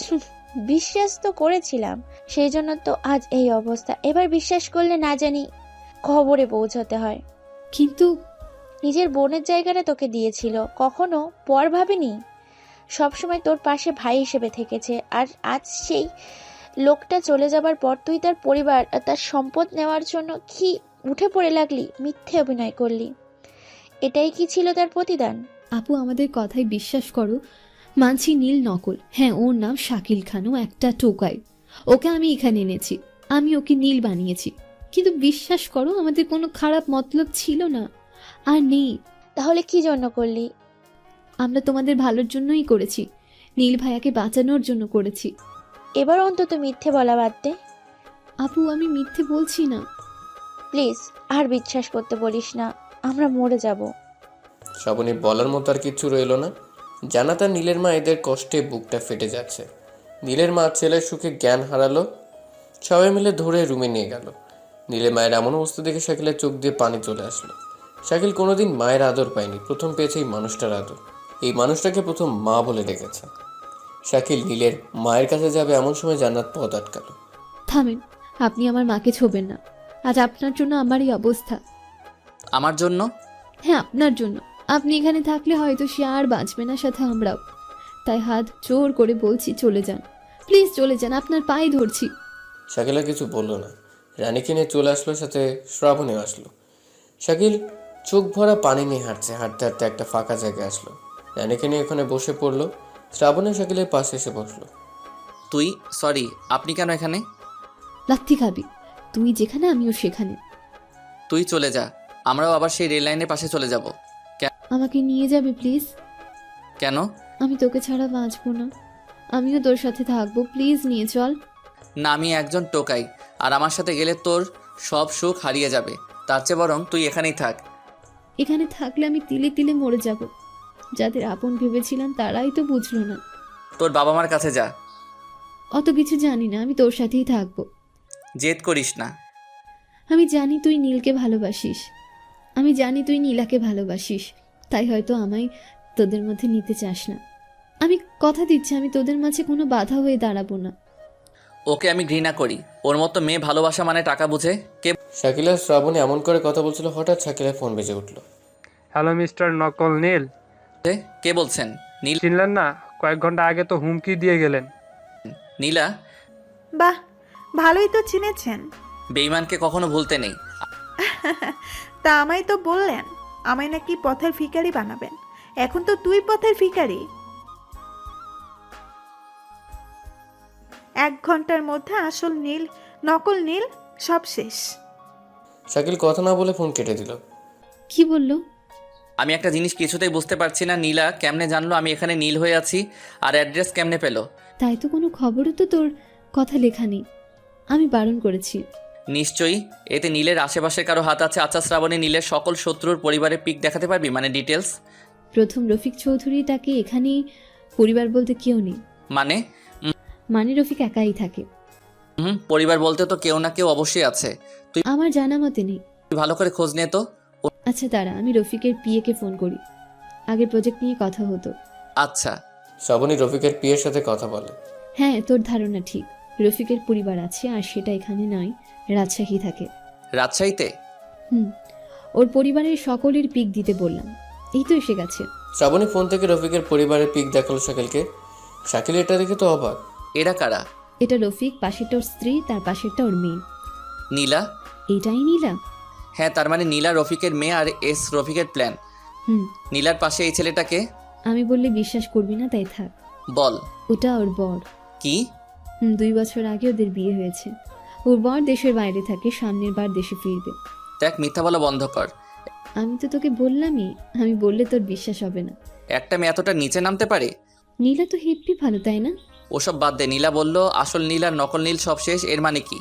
নীল কোথায় আছে এটা হয়তো নীলা জানে। রাইট, এক কাজ কর, ট্যাব বের করে নীলার লোকেশন ট্যাগ কর। 1 মিনিট। শ্রাবণী ল্যাপটপ বের করে নীলার নাম্বার থেকে নীলার লোকেশন বের করলো, আর তা অনুযায়ী সামনে এগোতে লাগলো। রানীকে শ্রাবণীর বাসায় রেখে আসলো। আস্তে আস্তে শাকিল আর শ্রাবণী এমন জায়গায় এসে পড়লো যেটা দেখে শ্রাবণী খুব অবাক হলো। শাকিল, এটা তো নীল স্যারের পুরনো ফ্যাক্টরি। মানে? অনেকদিন আগে এটা বন্ধ হয়ে গেছে। নীল ভাই এখানে কাউকে আসতে দিত না। কেন? একবার এখানে এক শ্রমিক এসেছিল আর এক বিষাক্ত সাপের কামড়ে দেয়। তখন লোকটা মারা যায়। তারপর থেকে এখানে সবাইকে আসতে নিষেধ করা হয়েছে। কিন্তু নীলা এখানে কি করছে? ভেতরে চল, তাহলেই দেখতে পাবি। তারপর শাকিল আর শ্রাবণী আস্তে আস্তে ভেতরে প্রবেশ করলো। মাঝখানে আসতে হঠাৎ করে চারপাশ থেকে ঘিরে ধরা অনেক গুন্ডা। সামনে থেকে হাসতে হাসতে বেরিয়ে আসে রফিক চৌধুরী আর তার মেয়ে নীলা। ভেবেছিলাম পোশাকের সাথে সাথে তোর বুদ্ধিটাও পাল্টে গেছে, কিন্তু এখন তো দেখছি আর তুই একদম আগের বোকার মতো মতোই সেই বোকা রাস্তায় আছিস। পথ ধরে কি বলতে চাস তুই? আর তুই তুই হয়তো বোকার ভেবেছিস মতো সেখানে সেই তোর নিজের বুদ্ধিতেই আসছিস, কিন্তু এটা একদম ভুল ধারণা। আমরা তোকে এখানে আনছি। আমাদের প্ল্যান অনুযায়ী নীলা তাকে ফোন করে, তার সাথে কথা বলে, তার হাতে একটি রাস্তা তুলে দেয়, আর তুই বোকার মতো সেই রাস্তা ধরে মৃত্যুর মুখে হাজির হলি। মানে? জন্ম মৃত্যু আল্লাহর হাতে। আজ কার মৃত্যু আছে সেটা একমাত্র আল্লাহ জানে।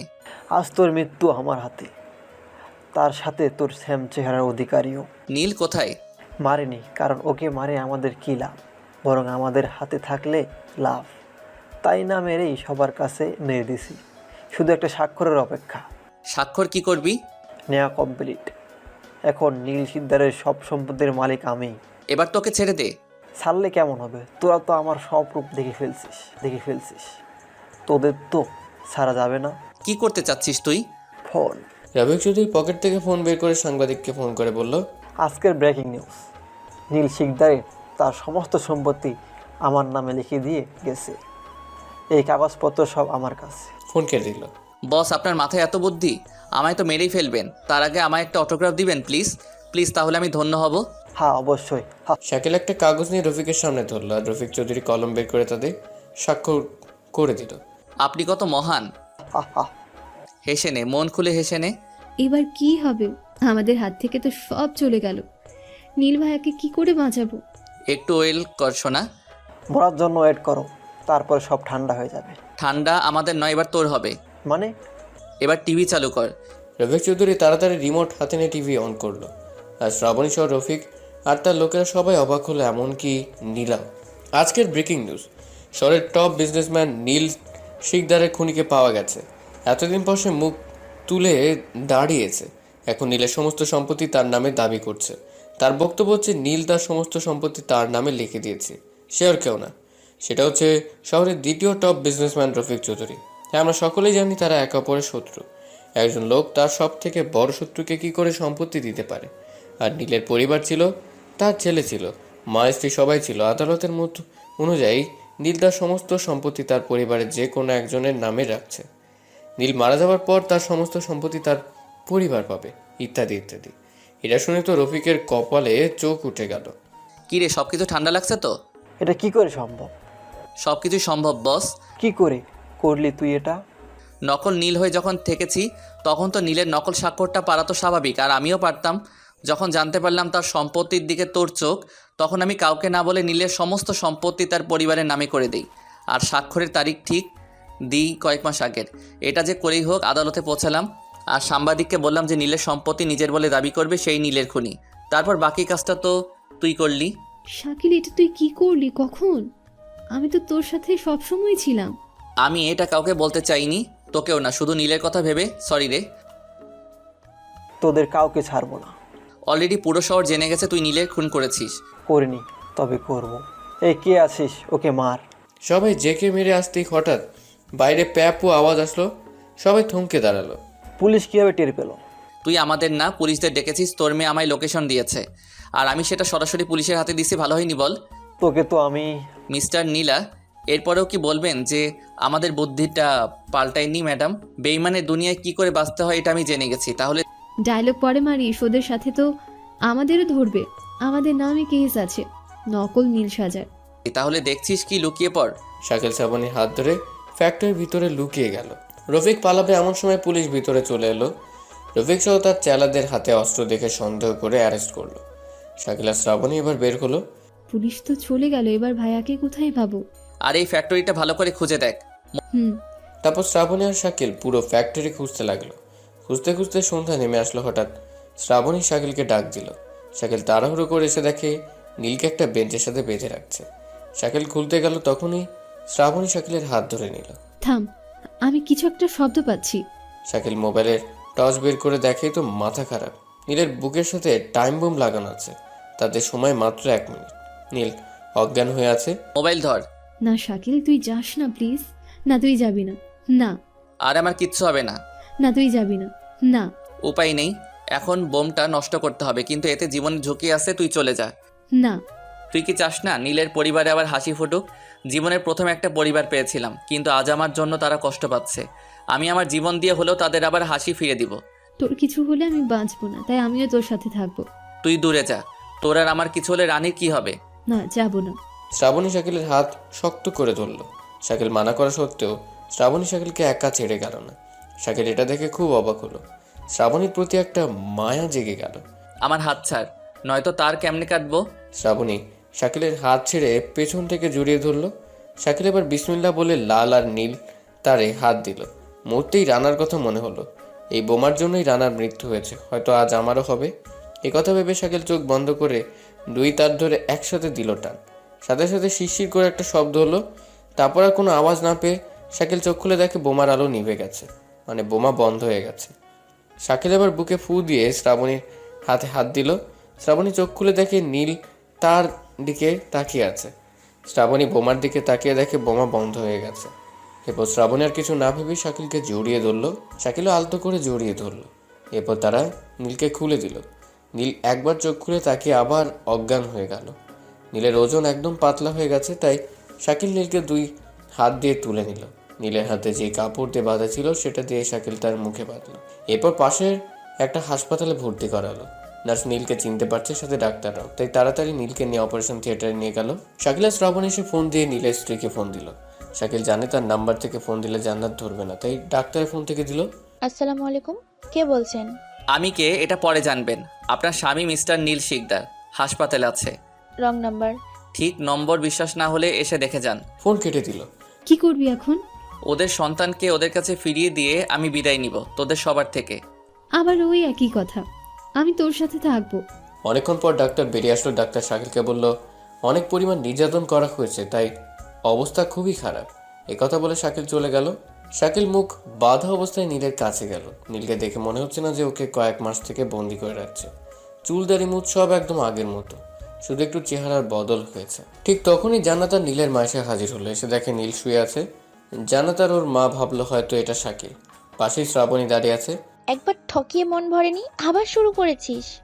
আরে আপু, এটা সত্যি সত্যি ভাইয়া। আমি ভাবতেও পারছি না, মরা মানুষকে নিয়ে তোরা আর কত মিথ্যে বলবি। ভাইয়া মরেনি, এটাই ভাইয়া।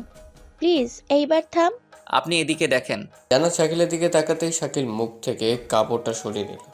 আমি শাকিল, উনি আপনার নীল, এটাই সত্যি। এটা দেখে জান্নাত আর নীলের মা খুব অবাক হলো। একই মতো দুজন। নীলের মায়ের চোখ দিয়ে পানি গড়িয়ে পড়লো, সঙ্গে সঙ্গে নীলকে বুকে টেনে নিল। তখন শাকিল সেখান থেকে চলে আসলো আর সোজা শ্রাবণী বাসায় চলে এলো। জান্নাত আর নীলের মা অনেক খুশি। একটু পর নীলের জ্ঞান ফিরল।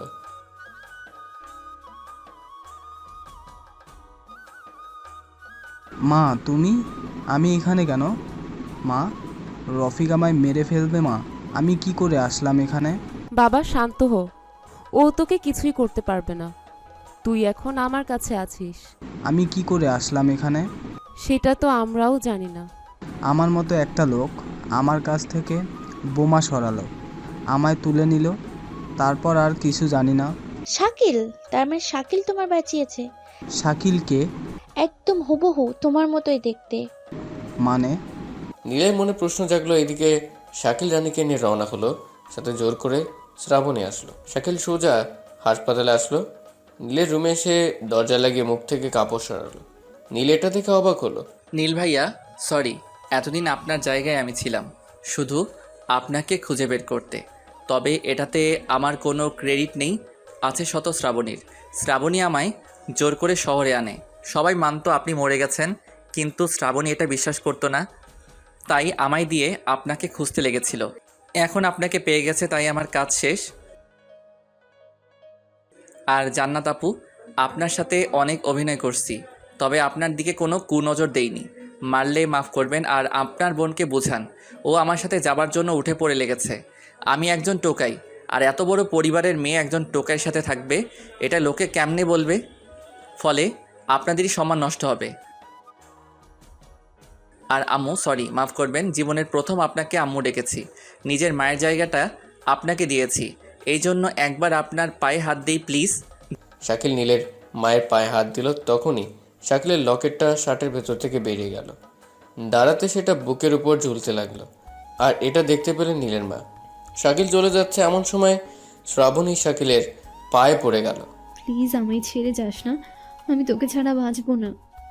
শাকিলের বুকটা ফেটে যাচ্ছে, আর না করতে পারলো না। যদিও শ্রাবণী ভালোর জন্যই না করছিল, কিন্তু আর পারছে না নিজেকে আটকাতে। ভাইয়া আপু নাও আমাদের সাথে। শাকিল শ্রাবণীকে তুলে নিয়ে হাঁটতে লাগলো। হঠাৎ পেছন থেকে ডাক দিল। শাকিল, জি বলেন। এই লকেট তোর কাছে কি করে? এটা আমার মা, মানে আমার মায়ের দেয়া লকেট। দেখি দেখি, এদিকে আয়। নীলের মা শাকিলের কাছে এসে শার্টের হাত জড়িয়ে ধরল। এই তো আমার সেই হারানো শাকিলের চিহ্ন। বাবা, তুই এতদিন কোথায় ছিলি? আমি তোকে কতই না খুঁজেছি। এই লকেট তোর আর নীলের জন্মদিনে তোর বাবা পরিয়ে দিয়েছিল। হ্যাঁ, এটা তো আমার কাছেও আছে। সেই দিন তোদের নিয়ে ঘুরতে গিয়েছিলাম রাজশাহী। হঠাৎ ঘূর্ণিঝড় এসে সব এলোমেলো করে দেয়, সাথে তোকে আমার কাছ থেকেও কেড়ে নেয়। সারা শহর তোকে অনেক খুঁজেছি, কোথাও পাইনি। সেই ঝড়ে আমি একটা গর্তে যে পড়ি, সেখানকার একটা দাদু আমায় তুলে নিয়ে বাঁচান। 3 দিন নাকি অজ্ঞান ছিলাম। দাদু আমায় বলতো, তোকে দেখতেই আমার বুকটা ভরে গিয়েছিল রে। শাকিল ফিরে পেল তার হারানো মাকে আর ভাইকে। জান্নাত পেল তার স্বামীকে। ওদিকে নীলা রফিক চৌধুরীকে থানায় নিয়ে গেল। যখন সবখানে জানাজানি হলো যে নীল ফিরে এসছে, তখন নীল হাসপাতালে অসুস্থ অবস্থায় ছিল। নীলের কাছে পুলিশ ফোন করে সন্দেহবশত, আর নীল সব সত্যি বলে। এটা পুলিশ শুনে রফিকের ফাঁসির কথা ভাবলো, কিন্তু নীল বারণ করলো। নীলের কথা অনুযায়ী পুলিশ রফিক চৌধুরীর শাস্তি কমিয়ে কয়েক মাস জেল দিল। এদিকে আস্তে আস্তে সুস্থ হয়ে উঠল নীল। শাকিল, নীল রানী আর জান্নাত তাদের মাকে নিয়ে অনেক সুখী হলো। এই নিয়ে তাদের সংসার ভরে গেল। কয়েকদিন পর শাকিলের সাথে শ্রাবণীর বিয়ে হলো। শাকিল আর নীল দুজন যেহেতু একই, তাই জান্নাত আর শ্রাবণী ঝামেলায় পড়তো, যার ফলে দুজনের চুলের স্টাইল, দাড়ি স্টাইল আলাদা, যেন তারা চিনতে পারে। শাকিল টোকাই থেকে আজ কোটি কোটি টাকার মালিক। শাকিল আর নীল দুই ভাই মিলে তাদের বিজনেস আরও বড় করার চেষ্টা চালিয়ে যাচ্ছে। আর রানীকে এবার আরও একটি বিশাল নাম করা স্কুলে ভর্তি করালো। কয়েক মাস পর রফিক চৌধুরী জেল থেকে বেরিয়ে আসলো। বেরিয়ে এসে রফিক সোজা তার অফিসে চলে গেল, কিন্তু দুঃখের বিষয় তাকে সেখানে ঢুকতে দিল না। রফিক চৌধুরীর অফিসে আগের সব কর্মচারী আর নেই, এখন সব নতুন কর্মচারী। এটা দেখে রফিক চৌধুরী খুব অবাক হলো। একজন কর্মচারীকে ডেকে এসবের কারণ জানতে চাইল। কর্মচারী বলল শাকিল স্যারের কাছ থেকে সব জেনে নেবেন। রফিক চৌধুরী কর্মচারীর কথা অনুযায়ী শাকিলকে ফোন করলো। রফিকের অনেক রাগ হলো। শাকিলের কথা শুনে রাগে গজ গজ করে ফোন দিল। শাকিল ফোন রিসিভ করলো। এই শাকিল, এই তুই এসব কি শুরু করছিস? আরে আগের শ্বশুরমশাই যে, আপনারই তো ফোনের অপেক্ষায় ছিলাম। বাজে কথা বাদ দে, আর বল তুই আমার অফিসে এসব কি? হ্যাঁ, আরে আপনি তো মহান, আপনি তো দয়ালু। টোকাইদের দুঃখ দেখতে না পেরে আপনি আপনার এতগুলো সম্পদ তাদের নামে করে দিয়েছেন। কি দয়ালু আপনি। এই কি বলছিস তুই? কি বলছিস? আমি কখন টুকাইদের নামে আমার সম্পত্তি লিখে দিলাম? আহা, কি মানুষ গো আপনি। লোকে সবার সামনে দান করে আর আপনি চুপি চুপি দান করেন। বাহ বাহ। কি বলছিস তুই এসব? আপনার একটা অটোগ্রাফ দিবেন প্লিজ? তার মানে তুই? ইয়েস, ওটা তোর কাছে অটোগ্রাফ নেইনি, বরং অটোগ্রাফের নামে দলিলে স্বাক্ষর করে নিয়েছি। তোকে আমি ছাড়বো না। আমায় পরে দেখিস, আগে তুই পিছনে দেখ। রফিক চৌধুরী অবাক হয়ে পিছনে তাকায়। পেছনে তাকিয়ে দেখে অনেক মানুষ ও সাংবাদিক আসছে। এখন তুই নিজেকে সামলা। তুই আমার সাথে বেইমানি করলি? ভাগ্য ভালো যে তোর সব সম্পত্তি নেইনি, যেটুকু আছে সেইটুকু বাঁচাতে চাইলে ঢাকা শহর থেকে চলে যা। আর ভুল করেও আমার পরিবারের দিকে চোখ তুলে তাকাবি না। আমি আসবো, আবার আসবো, তখন প্রতিশোধ নিব, চরম প্রতিশোধ। তখন দেখা যাবে। রফিক চৌধুরী ফোন কেটে দিল। পরের দিন শোনা গেল রফিক চৌধুরী আর ঢাকা শহরে নেই। খবরে ব্রেকিং নিউজ হলো, রফিক চৌধুরী তার এতদিনের কামানো টাকা পয়সা সব টোকাইদের নামে দান করে সে সম্মানের সহিত তার নিজ বাসায় চলে গেছে। এরপর তাদের শান্তি সুখে তাদের জীবন কাটতে লাগলো।